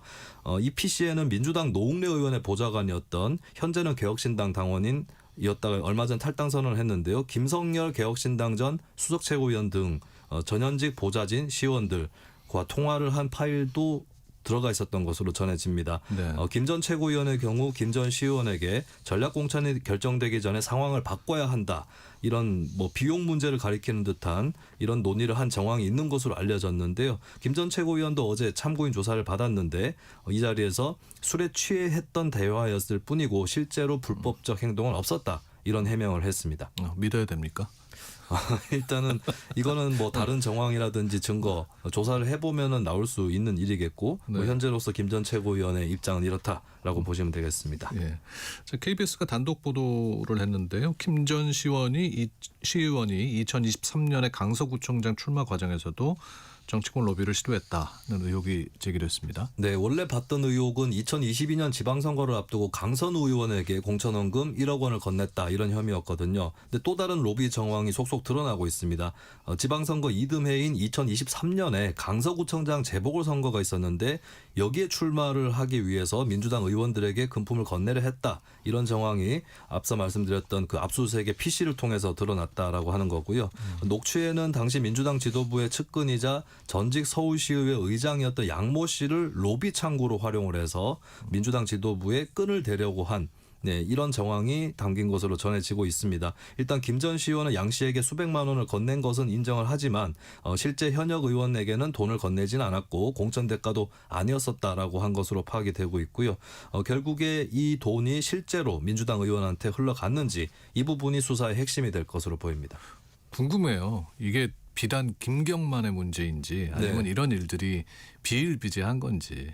그러니까 김경 전 시의원도 비례대표로 시의원 한 번 한 상황에서 공천 헌금을 건넸다라고 하는 거거든요. 근데 초선 의원이 과연 없어졌던 관행을 되살릴 수 있는 정도인가? 이 부분에서는 여러 사람이 이런 일을 하지 않았을까? 이렇게 국민들이 의문을 품는 것은 합리적이라고 보여집니다. 그래서 네. 이거는 정치권에서 그게 아니라면 스스로 반박을 하든 해명을 하든 입증을 해나가야 될 그런 문제가 되겠습니다. 민주당에서도 뭐 이런 문제에 대한 앞으로 이제 대응책을 내놨죠. 네, 원래는 민주당 정청래 대표가 이번 논란에 대해서 시스템 에러가 아니라 휴먼 에러다. 그러니까 뭐 풀이하자면은 일부의 일탈이다 이렇게 얘기를 했는데 워낙 지금 돌아가는 그 수사 상황이라든지 나오고 있는 의혹과 사실들 이런 것들이 심각하다 보니까 관련 대책을 내놨습니다.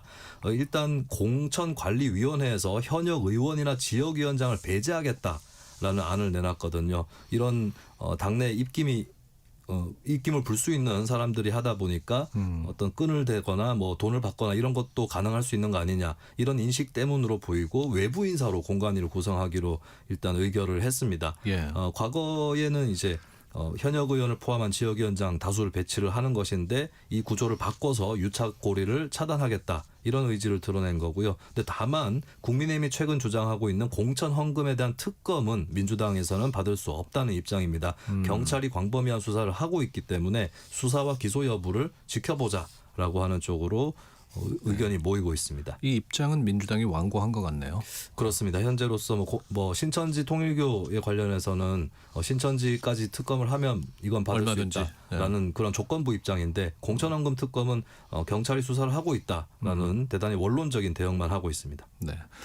자, 정부가 이제 도심 유휴부지 활용해서 6만 가구 공급하겠다는 주택대책 내놨는데요. 이 좀 내용을 좀 설명을 해주시죠. 네, 상품의 가격이라는 것이 공급이 적을수록 혹은 수요가 많을수록 올라가기 마련이죠. 지금까지는 이재명 정부가 집값 안정 대책으로 수요 억제에 방점을 찍어왔습니다. 대출 규제가 그 대표적인 사례였고 그런데 이번에는 방향을 좀 달리해서 공급 확대에 초점을 맞추고 발표를 한 겁니다. 요약하자면 수도권 내에 노른자 지역에 2030년까지 6만 가구 규모의 주택을 공급하겠다라는 계획이고요. 지역별로 보면 서울에 3만 2천 가구, 경기에 2만 8천 가구, 인천에 100가구를 공급을 하고 집값이 최근에 급등한 경기도 과천시 일대에도 9,800가구를 공급한다는 계획입니다. 네. 그리고 용산구 일대에도 1만 3천 가구 가량을 공급한다는 계획을 담고 있고 또 문재인 정부 때 추진이 됐다가 주민 반발로 무산됐던 서울시 노원구 태릉골프장도 공급 대상지로 다시 등장을 했습니다. 과거의 공급 목표치였던 1만 가구를 6,800가구 정도로 조정을 하는 안이고요. 부근에 있는 조선 왕릉 경관을 침해하지 않도록 중저층 주택을 공급한다는 계획입니다. 또 그밖에 IT 기업이 밀집해 있는 판교 인근에도 6,300가구를 공급하겠다는 구상입니다. 네. 이게 뭐 정부 대책하고 근데 서울시하고 좀 차이가 있나 봐요.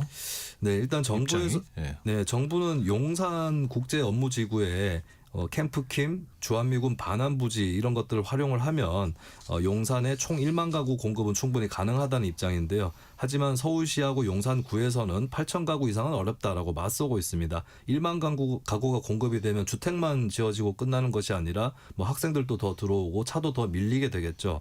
그런 것들을 감안해서 학교와 도로, 기반 시설을 전면 재검토해야 되는데 그러면 사업 지연이 불가피하다 이런 논리를 들고 있습니다. 또 정부가 용산 공원 내에 주택 공급을 하겠다는 구상에 대해서는 이 공간은 집을 짓는 곳이 아니라 시민을 위한 휴식 공간이어야 한다. 이렇게 맞서고 있는 그런 상황이고 오세훈 서울시장도 공개적으로 우려를 표한 상황인데 사실 그 세운상가 개발 문제에서는 오 시장이 추진하는 거에 있어서 정부가 제동을 걸었고 근데 이 용산에 주택 공급하는 것에 대해서는 정부가 추진을 하겠다는데 오 시장이 제동을 거는 이 두 가지 사안이 공교롭게 맞물리는 그런 형국입니다. 그래서 또 궁금해집니다. 이게 정부도 뭐 사전 준비를 조사를 해서 이런 정책을 내놨을 거 아니에요. 그러면 이거는 뭐 서울시와 정부 간의 정책적인 이견입니까? 아니면 정치적인 이견입니까? 둘 다가 있는 게 아닌가 그렇게 보여지고 이런 경우는 이게 정책적이면은 괜찮은 갈등이고 정치적이면 나쁜 갈등이다 이렇게 보기보다는 인간 만사가 좀 이럴 수 있는 법이다. 라고 전제를 하면서 근데 동시에 정책적으로 무엇이 어느 쪽이 더 타당한가 이렇게 따져 들어가는 것이 더 중요하겠죠. 이게 인허가권은 서울시가 갖고 있습니까? 그러니까 인허가라든지 이런 부분들 서울시하고 협조가 전혀 안 되면은 할 수가 없는 이루어질 수 없는 사업들이 또 많이 있는 거죠. 근데 이게 중요한 게 행정권도 중요하겠지만 이 지자체장들하고 또 현지 주민들 이 싱크로율을 높여가지고 같이 반대를 해버리면 좀 사업하기가 어려워진다라는 부분 이것도 관건이겠고 그리고 해당 지역들 중에 민주당 의원 지역구 혹은 민주당 단체장 지역도 있을 수 있거든요. 네. 이런 경우도 해당 지역 주민들이 반대를 했을 때 지역구 대표자로서 같이 반대를 하거나 혹은 가만히 있거나 이렇게 돼버리면은 또 정부 입장에서는 추진하기 어려워진다는 그런 변수가 생길 수 있습니다. 그러니까 이번에 용산 지역구 서울시 주장에 대해서는 그 뭐 녹지나 이제 학교 부지가 줄어든다 만호를 건설하게 되면 네. 그 주장인 것 같은데 정부랑 그 입장차가 좀 조율이 돼야 되겠네요. 네, 그렇습니다. 일단 조율하지 않고 각자 정책을 발표를 하고 있기 때문에 예, 이 발표 이후에 또 조율이 필요한 상황입니다. 이번 대책 두고 여야는 어떻게 평가하고 있습니까? 네, 일단 부동산 집값 한국 정치의 최대 쟁점이고 지방선거에서도 주요 화두가 될 것이기 때문에 예의주시를 하는 분위기고요. 국민의힘에서는 공급 시기가 2030년이면 너무 늦다라는 점을 문제로 삼고 있습니다. 안 그래도 대출을 받기가 어려워진 상황인데 4, 5년 뒤로 주택의 공급 시기가 늦춰지면 실수요자들이 어디서 집을 구하냐 이런 입장이고요. 그래서 송원석 국민의힘 원내대표는 결국에 현금 부자들만 접근 가능한 선별적 공급이 될 것이다. 이런 비판을 했습니다. 또 공공의 공급만으로는 부족하다라고 하면서 규제 완화로 민간 주도의 재건축, 재개발 공급이 필요하다. 이게 국민의힘의 중론입니다. 반면에 민주당에서는 이런 공급 계획을 갖고 있다는 그 사실을 알린 것만으로 부동산 시장 안정화에 기여할 것이다. 라는 입장이 있고요. 또 알짜부지의 공공주택을 늘릴 것이다. 이런 사인만 보내도 투기 수요를 어느 정도 잡을 수 있을 것이다. 그렇기 때문에 당정 협의를 통해서 실제 공급으로 이어질 수 있도록 최선을 다하겠다라고 하는 게 민주당 입장입니다. 네. 여야의 평가에 덧붙여서 김수민의 평가 한마디 하시겠습니까? 네, 사실 부동산 문제가 여기까지 오는 데는 여러 세력들이 다 책임이 있는 거거든요. 그래서 각자가 가지고 있었던 오류나 한계 이런 것들을 점검해서 좀 최적의 방안을 도출할 필요가 있겠다라고 보여집니다. 그리고 공급도 상당히 중요한데 기존에 있던 지어졌던 주택을 공급하는 문제도 중요하거든요. 이 부분은 이제 매물을 유도하는 것이고 세제 문제를 또 어느 정도 검토를 해야 되지 않을까 싶고 그리고 끝끝내 집을 못 가질 사람들도 많이 늘어나고 있습니다. 그럼 주거 복지를 지원하거나 세입자들은 어떻게 또 대책을 마련할 거냐 이 문제도 중요하고 또 지금 주택 공급이 여의치 않을 경우에 빌라에 사시는 분들도 많이 있거든요. 근데 빌라를 기피하는 이유가 주거 환경의 탓이 있는데 이런 주거 환경을 또 개선해서 빌라의 가치를 올리는 것도 하나의 부동산 대책으로 보여집니다. 이런 것들을 좀 총망라해서 네. 여야가 좀 대책을 내놓으면 좋지 않을까 싶습니다. 생각 많이 고민 많이 하신 것 같아요. 제가 원래 부동산이 가장 자신 없는 분야였는데 이 문제가 너무 장기화되면서 저도 공부를 많이 하게 됐었습니다. 네. 네. 정부 쪽에서 먼저 연락이 올지 서울시에서 먼저 연락이 올지 네. 궁금합니다. 김수민 평론가한테. 자, 오늘 말씀 잘 들었습니다. 예, 감사합니다. 네, 여의도 현미경 김수민 시사평론가와 함께했습니다. KBS 1라디오는 청취자 여러분과 함께합니다. 지금 휴대전화를 열어 참여해주세요. 문자번호 샵9730 샵9730 짧은 문자는 50원, 긴 문자는 100원의 정보 이용료가 있고요. KBS 콩 어플리케이션, 1라디오 유튜브 채널을 통해서는 무료로 참여하실 수 있습니다. Ladies and gentlemen. 국제 설레발 통일 열차 급변하는 세계 정세 속 우리가 읽어야 할 진짜 메시지는 무엇일까요? 복잡한 국제 뉴스를 시원하게 풀어드립니다. 국제 설레발 통일 열차 알파고 신하씨 외신 기자 이용주 외신 캐스터 두 분 모셨습니다. 어서 오십시오. 안녕하세요. 네, 안녕하세요. 우리 알파고 씨는 2주 만에 만나요. 별일 네. 없었습니까? 없어요. 바쁘진 않았어요. 뭐 나름요. 네, 나름요. 네. 좀 말을 길게 해주세요. 뭐 이렇게 너무 투명하게 중요한 얘기들 해야 되니까 말을 아껴두는 것이다. 네. 알겠습니다. 저한테 뭐 기분 나쁜 건 아닌. 전혀 아닙니다. 그럴 리가 없어요. 그 정도 친해지도 않았는데 뭐.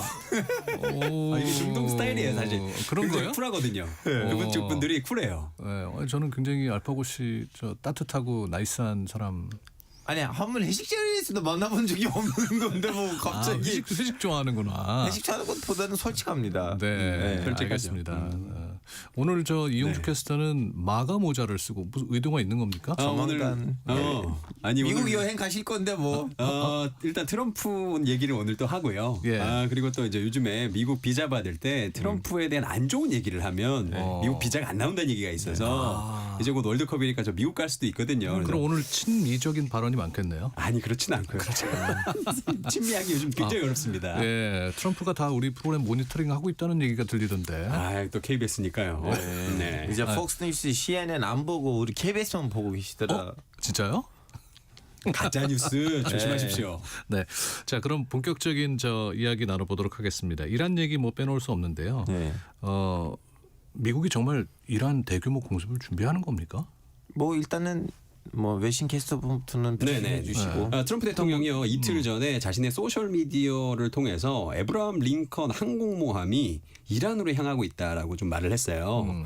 근데 그 사실은 이 항공모함 한 대가 거의 330m 정도로 엄청 큰 항공모함이고 승무원이 6,000명이 들어가는 놀라운 상상을 초월하는 규모거든요. 근데 얘 혼자만 가는 게 아니라 얘를 이제 호위할 수 있는 전함도 한 7, 8대 같이 돌아다닙니다. 그러니까 사실은 원한다면 한 나라 자체를 그냥 순식간에 없애버릴 수 있을 정도의 전력을 가진 이 함대예요. 근데 이 링컨호가 이란 앞바다로 가고 있다. 여기서부터 일단은 조금 굉장히 무섭고요. 그리고 거기서 끝이 아니라 트럼프 대통령이 이란 지도부를 향해서 시간이 다 되어간다. Time is running out. 뭐 이런 얘기를 해가지고 이란 수뇌부가 지금 조금 굉장히 두려운 상태입니다. 트럼프 흉내낸 겁니까 지금? 네. 국내에선 제가 제일 잘합니다. 네. Tremendous. 오늘 두 분이 은근 또 경쟁 구도로. 아니 트럼프 흉내낸 거 어렵진 않아요. 어차피 그래요? 900개 단어만 잘하시면 맞죠. 알겠습니다. 여기에 대해서 외신들은 어떻게 상황을 전하고 있습니까? 지금 이 항공모함. 네, CNN이랑 로이터 같은 경우에는요. 트럼프 행정부가 이번 사건 이 항공모함이 이제 가는 것을 떠나서 이게 단순한 경고가 아니다. 구체적인 타격을 선별하는 수준까지 갔다라고 보고 있어요. 그래서 그 타겟이 어떻게 될 것이냐, 뭐 이란 지도부나 뭐 안보 당국자가 될 것이냐, 아니면 전면전으로 갈 것이냐, 뭐 요거를 지금 가늠질하고 있다라고 보고 있고요. 그래서 군사 전문가들까지도 그렇다면 이거를 예전에 베네수엘라처럼 굉장히 순식간에 하룻밤 만에 번갯불에 콩 볶듯이 또 다른 작전이 나오지 않을까 이렇게 좀 보고 있었습니다. 근데 이걸 또 그럴까? 그렇게 베네수엘라처럼? 이제 베네수엘라처럼이라고 했을 때 그 안에 있는 내용을 뭔지를 알아야 돼요. 일단은 베네수엘라처럼 아야툴라 하마니를 제거할 수가 없어요. 왜냐하면 베네수엘라 같은 나라에서는 수박이 한 3명 정도 있으면 충분하거든요. 이제 수박 뭔지 아시죠? 수박이 뭐예요? 진짜 모른 척 하지 마세요. 그러니까 겉과 속이 다른 그런 이제 배신자들. 그래서 베네수엘라에서 그런 사람 한 3명 정도만 꼬시면 되는데 이란 같은 나라에서는 3명으로 해결될 일이 아닙니다. 우리말로 저 아나운서를 시험해 보는 저 외국 사람은 제가 처음 만난 것 같아요. 저 약간 순간 좀 당황해서 수박이 어느 나라 말이지? 약간 당황했어요. 맛있잖아요. 계속해 주세요. 물론 이란 수박이 더 맛있긴 한데 사람 많이 필요해요. 그래서 지금 뭐라고 해야 되나? 그 이란에서는 아야툴라 하마네이를 제거하는 거는 우리가 이제 베네수엘라에 대한 착각할 수가 있는데 오히려 미국이 이렇게 무슨 누구를 제거하는 작전 뭐 죽일 수가 있어요. 그냥 납치하는 건 안 될 것 같고 근데 죽인다면 그 자리에다가 앉을 사람이 오히려 더 매운맛이 될 수도 있어요. 그것 때문에 안 하는 것 같고요. 그리고 그걸 한다면 이제 어차피 그 사람들은 지도자이니까 그 사람 그 매운맛을 막아주는 지도자이기도 해요. 그래서 그 사람이 제거되는 순간부터는 이란이 진짜 전면적으로 나설 수도 있는데 그걸 이제 물음표이고 그래서 이제 군사 전문가들 하는 말이 뭐냐면 이 정도 병력을 하니 일단 이란이랑 전면전을 할 수가 없어요. 이 정도 병력으로 더 많이 와야 돼요. 거의 이라크전만큼 와야 되는데 그만큼은 아니에요 지금은. 그래서 미국의 그 전략이 뭐냐? 미국은 이제 하고 싶은 거 있어요. 하고 싶은 것들은 뭐 일단 핵 개발은 금지인 거 기본이고 여기에 대해서 이란도 크게 뭐라고 하지 않는 상황이고 사실은 협상이 좀 약간 잘 안 되는 부분이 뭐냐면 탄도미사일에 대한 규제예요. 이제 이란한테는 너 단독 미사일 이제 개발하지 말고 이미 개발했던 그 2,000m, 3,000m 했던 것들을 다 빼. 이란도 하는 말이 아 그래요? 그러면 나라 열쇠도 갖다 드릴까요? 그건 못하겠다. 우리가 지금 그 단도미사일들 때문에 니네들 쫄았으면 우리랑 지금 뭘 하려고 한 거 아니에요.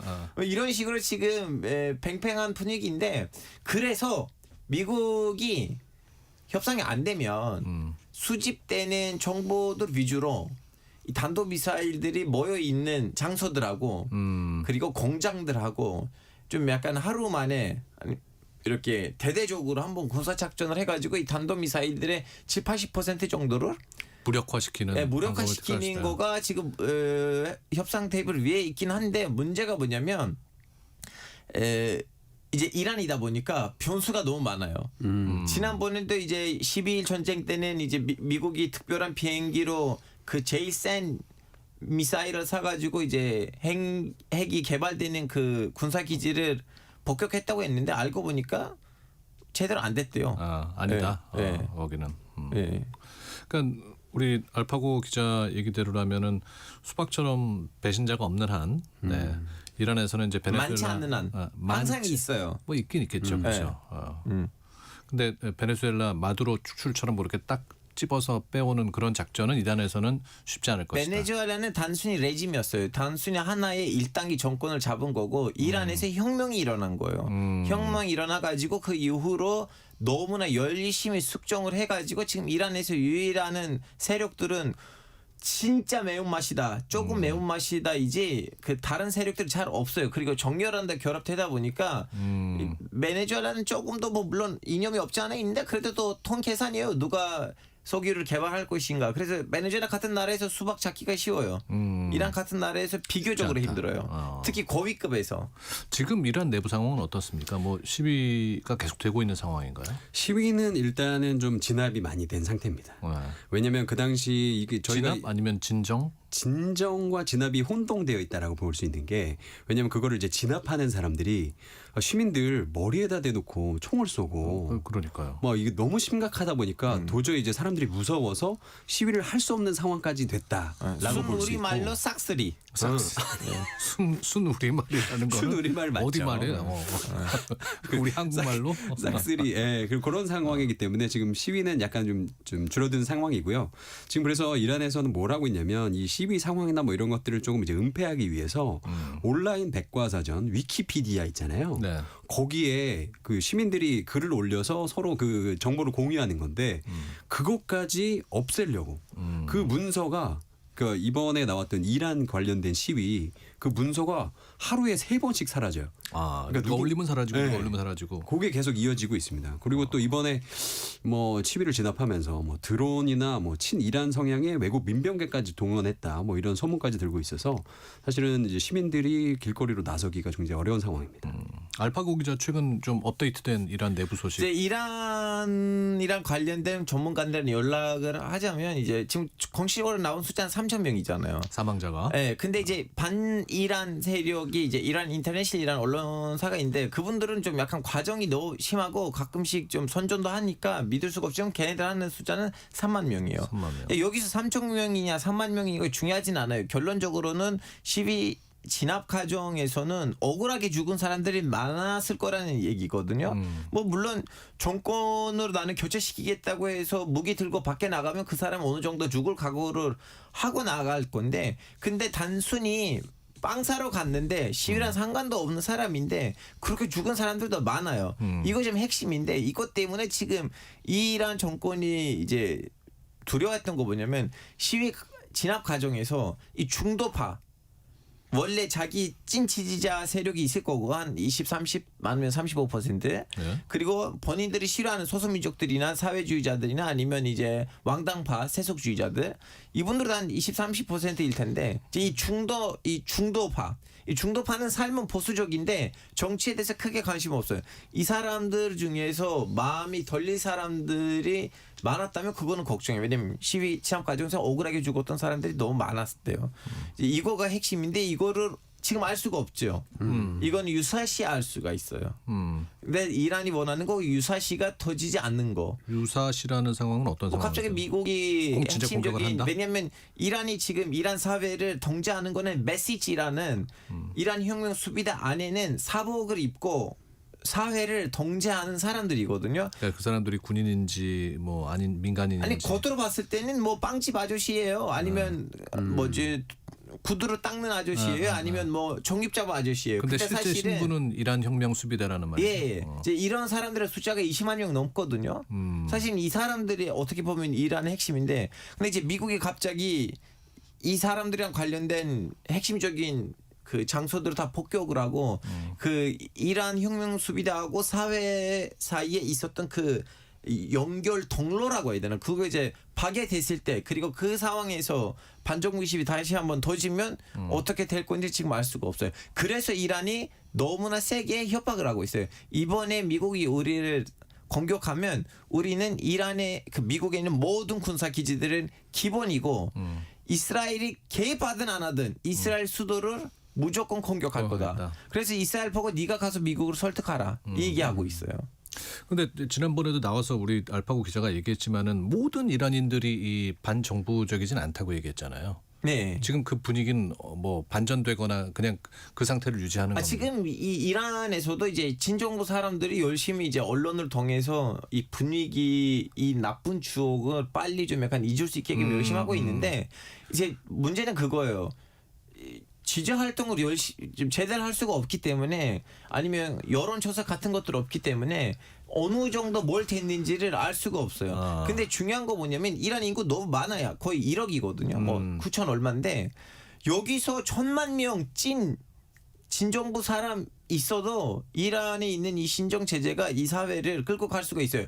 무기가 없는 한, 그 반정부 세력한테 무기가 없는 한. 지금 이란이 이번 계기로 엄청나게, 그 이란 방송을 보시면 그거 있어요. 반정부 세력들을 제포하고 반정부 세력들의 하는 진술을 듣고 그 진술대로 가서 현장 조사를 하는데 어마어마한 무기들이 있다는 걸 다 방송국에서 보여주거든요. 여러분 보셨죠? 이거는 반정부 시위 아니었어요. 이거는 분명히 이제 레짐 체인지 하려고 하는 세력들이었습니다. 이런 식으로 다시 이렇게 선전을 하고 있는데, 그리고 어느 정도 맞기는 맞아요. 왜냐하면 소수민족들은 특히 틈이 생기면 독립하려고 하니까 이런 저런 나라들로부터 무기를 받아서 유사시를 대기하는 소수민족들의 독립단체들도 있긴 있어요. 근데 이번에 얼마나 이걸 색출했는지 우리가 모르죠. 근데 지금 이란 경제 상황도 뭐 안 좋은 건 계속 지속되고 있는 거 아니에요? 맞습니다. 2주 전에 저희가 이란 얘기를 할 때 그 당시에 1달러당 145만 리알 정도였어요. 근데 어제 사상 처음으로 160만 리알을 돌파했거든요. 뭐 빵 하나 살려고 그러면 뭐 돈 뭉치를 들고 가야 할 맞습니다. 그래서 지금 이 시간까지도 이 이란의 화폐 가치가 급락을 하고 있습니다. 그렇기 때문에 이 상황 자체가 굉장히 안 좋아요. 그래서 뭐 친정부든 반정부든 사실은 내가 먹을 수 있는 게 지금 없으면 사실 그건 굉장히 큰 위기잖아요. 그래서 미국 그 국무부 같은 경우에는 이란에서 이 경제 붕괴로 인해서 반정부 시위가 한 번 더 일어나지 않을까라고 좀 예측을 하고 있더라고요. 왜냐하면 이거는 뭐 친정이고 반정이고 이런 문제가 아니라 내 생활과 내 가족의 이 목숨이 달린 문제이기 때문에 다시 한번 이거 재점화되는 거 아니냐, 이렇게 좀 예측이 나오고 있습니다. 미 국무부 시각은 어떻게 보세요, 알파고 기자는? 사실은 그걸 얼마 전에 이제 마이클 루비오가 이제 미국 의회에서 이제 조문회에 나왔거든요. 조문회라 해야 되는지 모르겠는데 사람들 물어봐요. 어떻게 할 거냐. 사실 미국도 잘 몰라요. 어떻게 해야 되는지. 왜냐하면 시각이 엇갈려요. 오케이, 이란이랑 뭘 해야 되는 거 맞는데 우리는 어떤 작전을 짜고 들어갔는데 예상치 않는 일이 벌어지면 중동이 완전히, 왜냐면 이라크 정도, 예전에 미군이 이라크에 들어가고 이라크에서도 엄청 헤맸잖아요. 그러니까. 많은 미군도 죽었고 그리고 IS, 뭐 알카이다도 나왔고 진짜 아수라장이 됐는데, 근데 이라크는 그 정도라면 이란은 더더욱 그럴 것이다. 왜냐하면 이라크이라는 나라에 족보가 없어요. 이라크가 1차 대전 이후에 그 오스만 제국한테 반란을 일으키는 아랍 부족들한테 영국이 약속을 했었는데 약속을 지키지 마. 그러면 이 정도 땅을 제가 조제해서 니네들 나라로 만들어라 해서 생긴 나라지 역사적으로 이라크이라는 이름으로 나라가 없었고 이라크에 있는 사람하고 시리아에 있는 사람들은 다 사촌동생들이에요. 그냥 어쩌다가 생긴 나라예요. 근데 이란은 역사적으로 내려왔던 민족하고 땅하고 나라이거든요. 이런 나라에서 이라크전 같은 모습이 벌어지면 이라크전이 일으켰던 파극보다 훨씬 더 큰 파극을 일으킬 거니까 미국도 좀 약간 조심스럽긴 한데 문제가 뭐냐면 시간을 냅두면 이란이 갖고 있는 이 영향력이 커지고 있어요. 그래서 그걸 어떻게 해야 되는지 모르는 거죠. 미국이 지금 이란을 이렇게 압박하고 있는 배경은 뭡니까 그러면? 일단은 대화가 통하지 않는다라는 게 굉장히 큽니다. 미국이 이 물밑 접촉, 오만 뭐 이런 나라를 통해서 이란 수뇌부랑 좀 대화를 해서 협상을 이끌어내보려고 굉장히 많이 노력을 했어요. 네. 그래서 협상에서 가장 중요했던 3가지 조건이 있었는데 첫 번째 조건은 모든 우라늄 농축의 영구 중단과 폐기. 지금까지 만들어냈던 뭐 우라늄 뭐 이런 그런 거 다 폐기해라. 그리고 두 번째로는 탄도 미사일 수량과 사거리 제한. 미사일 지금 니네 지금 막 지구 반대편까지 날릴 수 있는 미사일 같은 거 일단은 그거 자제해라. 그리고 세 번째로는 하마스, 헤즈볼라 같은 대리 세력에 대한 지원 중단 이거든요. 네. 근데 요거 중에 하나도 들어주는 게 없는 거예요. 미국 입장에서는 답답한 거죠. 이란이 받아들일 생각이 없는 거라는 거잖아요. 없죠. 네. 그게 이유가 뭐냐면 일단은 뭐 탄도미사일이나 핵 뭐 이런 거는 사실은 이란의 지금 이 신정전체를 사실상 떠받치고 있는 가장 큰 두 다리예요. 미국이 두려워하고 있는 부분. 네, 그렇죠. 그래서 이란 입장에서도 요거를 빼면은 자기들 무너지는 거 알고 미국도 요거 빼면은 이란 무너져서 자기들이 하고 싶은 대로 할 수 있는 거 아니까 이거는 진짜 완전 첨예하게 대립하고 있는 상황입니다. 그래서 대화가 안 되니까 뭐 미국 입장에서는 협박을 할 수밖에 없는 상황인 거죠. 사실은 대화가 완전히 안 된 거 아니고 이제 오만 그리고 튀르키예를 통해서 미국의 메시지들이 이란한테 가고 이란도 튀르키예하고 오만을 통해서 미국이란 이제 아예 대화는 없는 거 아닌데 그러니까 친미 성향의 국가들을 통해서 예, 아니면 중립 오만은 중립적인 나라이거든요. 그리고 제가 한 가지 더 말씀드리자면 방금 전에 방송 도중에 이제 삭스이라는 단어가 사용됐기 때문에 일부 우리 시청자분들은 불쾌함을 느끼실 수도 있는데 그 단어가 괜찮습니다. 예. 그 단어가 이란 언론에서 그리고 외부 언론에서 나왔던 단어를 그대로 한국어로 번역을 하면 왜냐면 이란 정부는 이번 반정부 시위에 나왔던 사람들을 역대급으로 좀 약간 진짜 적으로 봤어요. 예전에도 이제 반정부 시위 일어났다가도 소수민족들이 일어나고 마찰이 있었고 또 몇백 명이 죽었는데 이번에 너무 조직적으로 나와서 경제적인 문제였는데 처음에 이 사람들은 단순히 시민 아니고 그냥 우리나라를 붕괴시키려고 하는 세력이다. 그래서 그런 단어들이 이란 언론에서 쓰였어요. 그러니까 정말 그 이란은 핵을 포기하겠다는 생각은 없는 것이죠. 이것도 하나의 우리 한국 언론이 서양 언론에 넘어가서 나온 말이에요. 그래요? 사실은 이란이 핵이 없어요. 이란 종교 지도자가 공식적으로 하는 말도 있고 소리도 있어요. 아시다시피 이슬람에서는 술하고 돼지고기 금지잖아요. 하람이라고 하잖아요. 금지. 네. 이란의 종교 지도자 알리 하마네이는 핵인 하람이다라는 법령이 있어요. 즉슨 이란은 헌법상으로 핵을 개발할 수가 없어요. 그래요? 예. 그래서 이란 안에 있는 혁명 수비대 세력에 있는 그 매운맛 장군들이 사실은 종교 지도자에 대해서 살짝 삐진 감정이 있어요. 우리는 벌써 핵을 개발했었다면 이 정도로 미국한테 갑질을 당하지 않았을 텐데 왜 핵을 개발하지 않게끔 하시냐 이 어르신이. 근데 제 보기에는 그 종교 지도자는 이제 종교적인 마음으로 아니면 착한 마음으로 그렇게 한 거 아니고 오히려 국회에 있는 정치인들의 설득이 된 거예요. 왜냐하면 핵을 개발하는 순간부터는 완전히 북한 취급을 받을 거잖아요. 그러면 이란이 지금 이 정도로도 너무 힘든데 북한 정도의 경제 체제를 당하면 더 힘들 것 같으니까 아마 그렇게 법령을 한 거고 그리고 법령을 한번 내면 그건 취소할 수가 없어요. 그 사람이 죽어야 다른 지도자가 나와야지 그걸 바꿀 수가 있는 거예요. 그래서 지금 미국 보기에는 이 종교 지도자가 죽었을 때 다음 그 자리에다가 다른 종교 지도자가 왔는데 그는 매운맛이다. 그럼 그 사람이 핵 개발 허용해주면 어떡해요?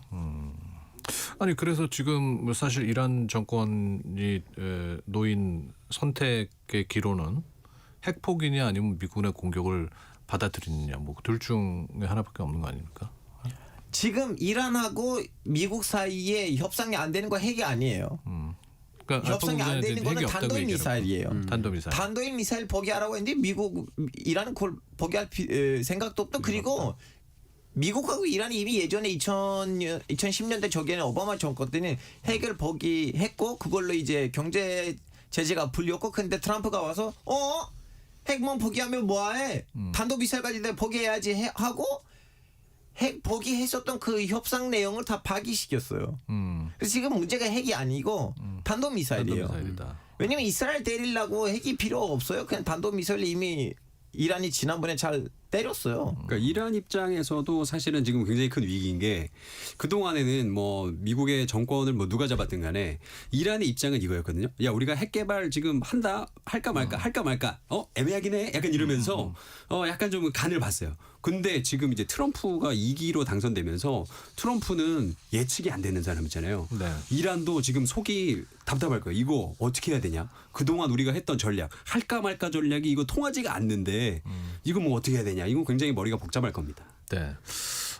이게 이제 궁금한 거는 정말 트럼프가 이란을 공격을 할 것이냐, 군사적인 수단을 쓸 것이냐, 여기에 대해서는 어떻게 해외 시각들이 보고 있습니다. 월스트리트 저널 같은 경우에는 미국이 베네수엘라한테 했듯이 약간 좀 그런 느낌으로 가지 않을까. 그게 무슨 뜻이냐면 미국이 베네수엘라에 가서 마두로를 납치해 오기 전에 한 3개월 동안 그 앞바다에 이 전함들을 띄워놓고 그랬죠. 거기 이제 지나가는 배들을 이제 격추시키고 그러면서 약간 이렇게 간을 봤거든요. 그러다가 어느 날 갑자기 금요일 날 저녁에 이 주식시장 끝나자마자 이제 작전을 갑자기 해가지고 마두로를 이제 잡아오게 된 겁니다. 이게 트럼프식이에요. 약간 사람 일을 방심하게 만들어 놓고 갑자기 쳐서 이 당황하게 만들기.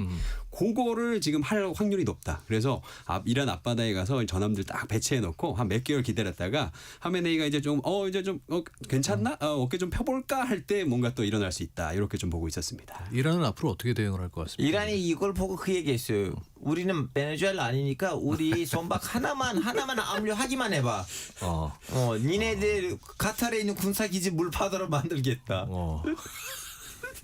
무서워. 알파고스. 에이, 중동은 좀 살벌합니다. 네. 알겠습니다. 오늘 이야기 여기서 마무리하도록 하겠습니다. 국제설레발 통일열차 이용주 외신캐스터, 알파고 신하씨 외신기자와 함께했습니다. 고맙습니다. 네, 감사합니다. 넘치는 정보 속 필승 전략. 당신의 갓생을 위한 일타쌍피 요약본. KBS 1라디오 세상의 모든 정보 윤인구입니다. KBS 1라디오 세상의 모든 정보 윤인구입니다. 청취자 여러분과 함께하는 상담 코너 시작합니다. 아는 만큼 젊어진다. 100세 시대 건강 한수. What a life, what a night. 기온이 영하권으로 급격히 떨어지는 겨울철이면은 응급실은 그 어느 때보다 또 긴박하게 돌아가죠. 통계적으로도 12월부터 2월 사이에 심혈관 질환으로 인한 사망률이 연중 가장 높게 나타나기 때문이라고 합니다. 100세까지 쌩쌩하게 내 몸이 보내는 위급한 신호를 포착하고 심장 지키는 법, 오늘 자세히 살펴보죠. 라디오 상담소 100세 시대 건강한수 가정의학과 오원진 전문의와 함께합니다. 어서 오십시오. 네, 안녕하셨어요. 네. 최근에 그 베트남 출장에 나섰던 이해찬 전 총리가 안타깝게 또 급작스럽게 별세를 하셨는데 이 이유가 또 심근경색으로 쓰러졌다. 그래서 네. 스텐트 수술을 받았지만 결국에는 이제 사망까지 이르게 되는 안타까운 일이 있었는데 무서운가 봐요. 심근경색이란 게. 무섭죠. 심근경색의 그 골든 타임을 놓치면은 다 돌아가시는 수밖에 없는 거니까. 엄청 무서운 병이죠.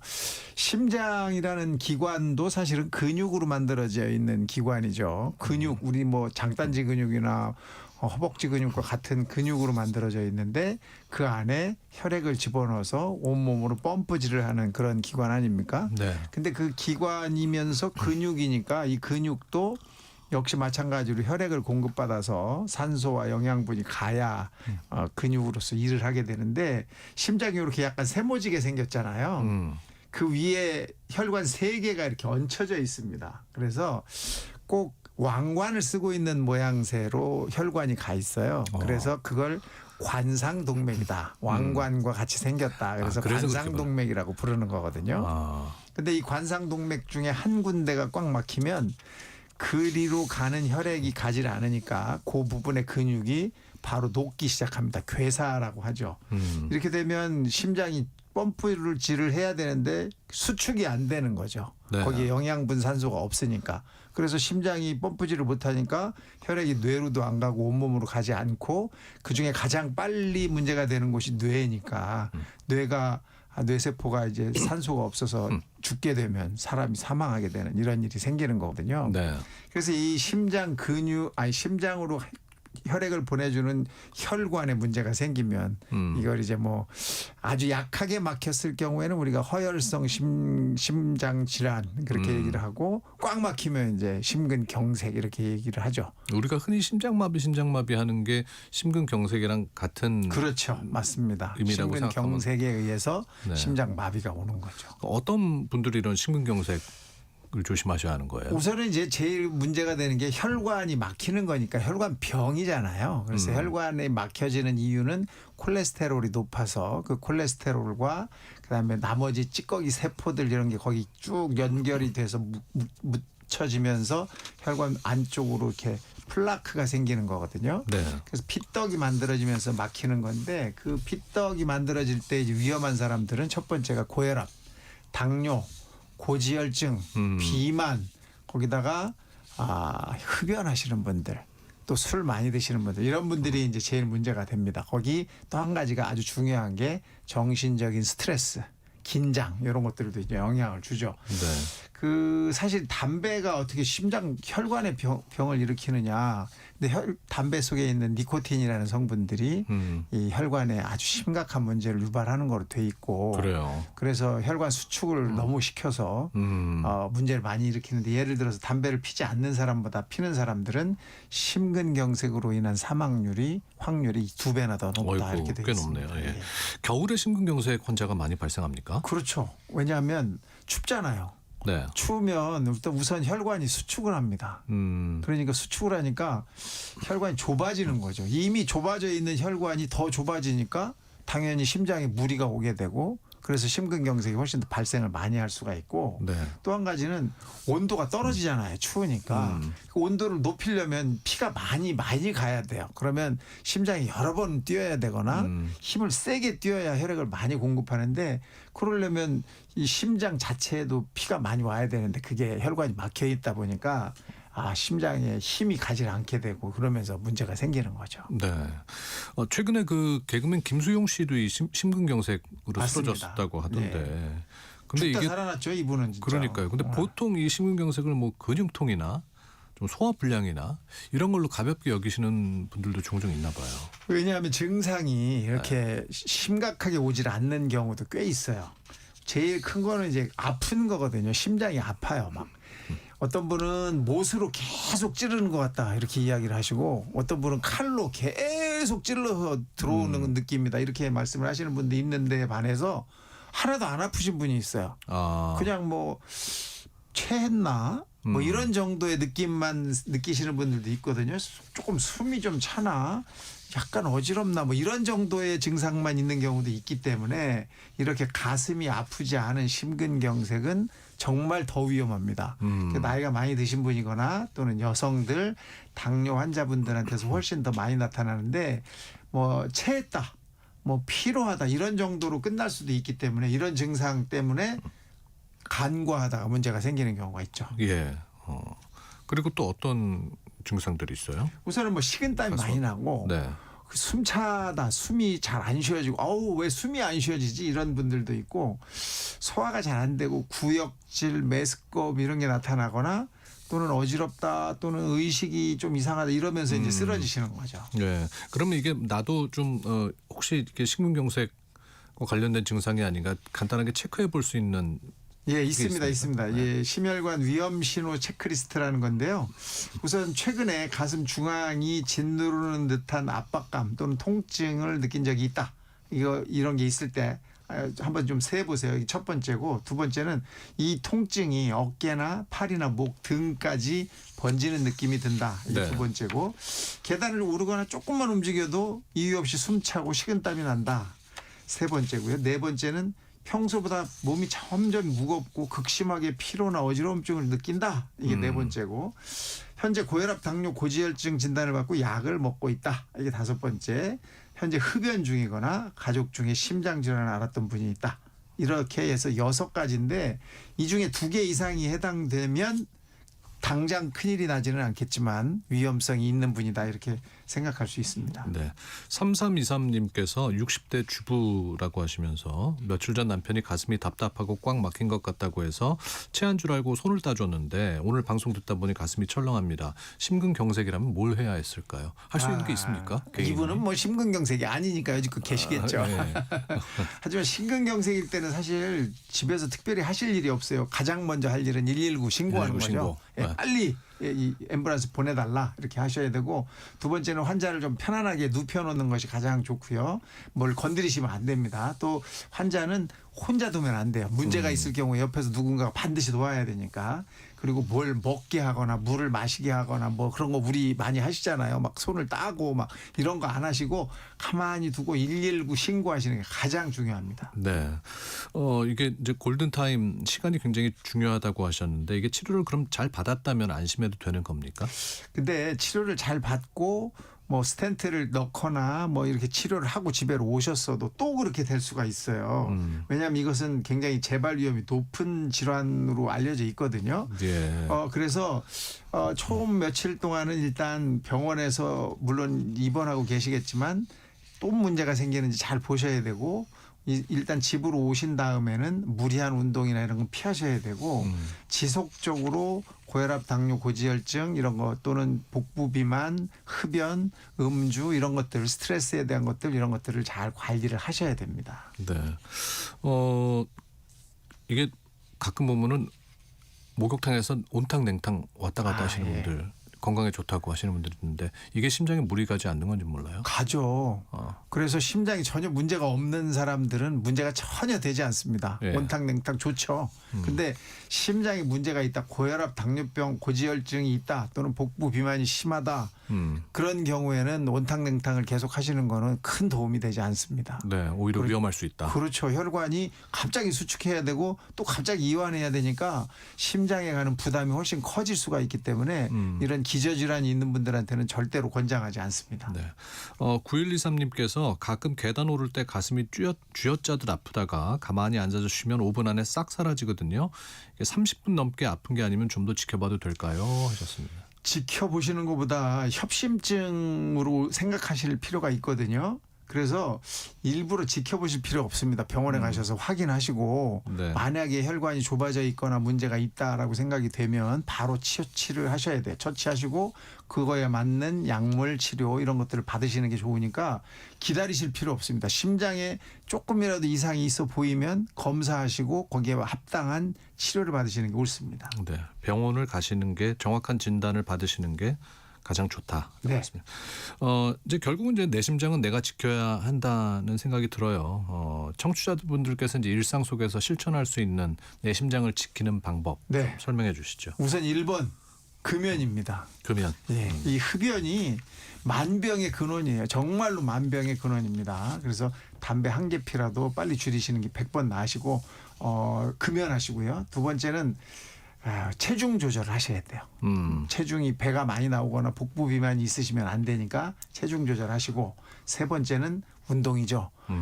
정기적이고 규칙적인 운동 적어도 유산소 운동도 중요하지만 연세가 드시면 근력 운동도 같이 좀 하시고 술도 제한하셔야 됩니다. 네. 네, 술자리가 뭐 사실 사회적인 활동을 하려면 안 할 수 없어 이렇게 하시는 분들도 있지만 굉장히 중요하게 줄이셔야 됩니다. 네. 마지막에 이제 소금기 좀 줄이셔야 되겠죠.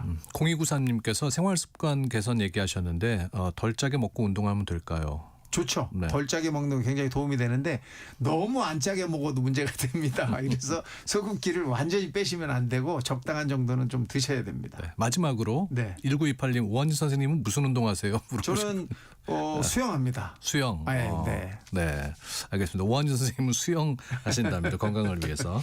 자, 오늘 라디오 상담소 100세 시대 건강한수 오한진 선생님과 이야기 나눴습니다. 고맙습니다. 감사합니다. 네. 자, 오늘 금요일 순서 마무리하겠습니다. 저희는 이제 2월에 뵙겠네요. 함께해 주신 여러분 감사드리고요. 여러분의 내일을 기대합니다. 세상의 모든 정보 윤인구였습니다.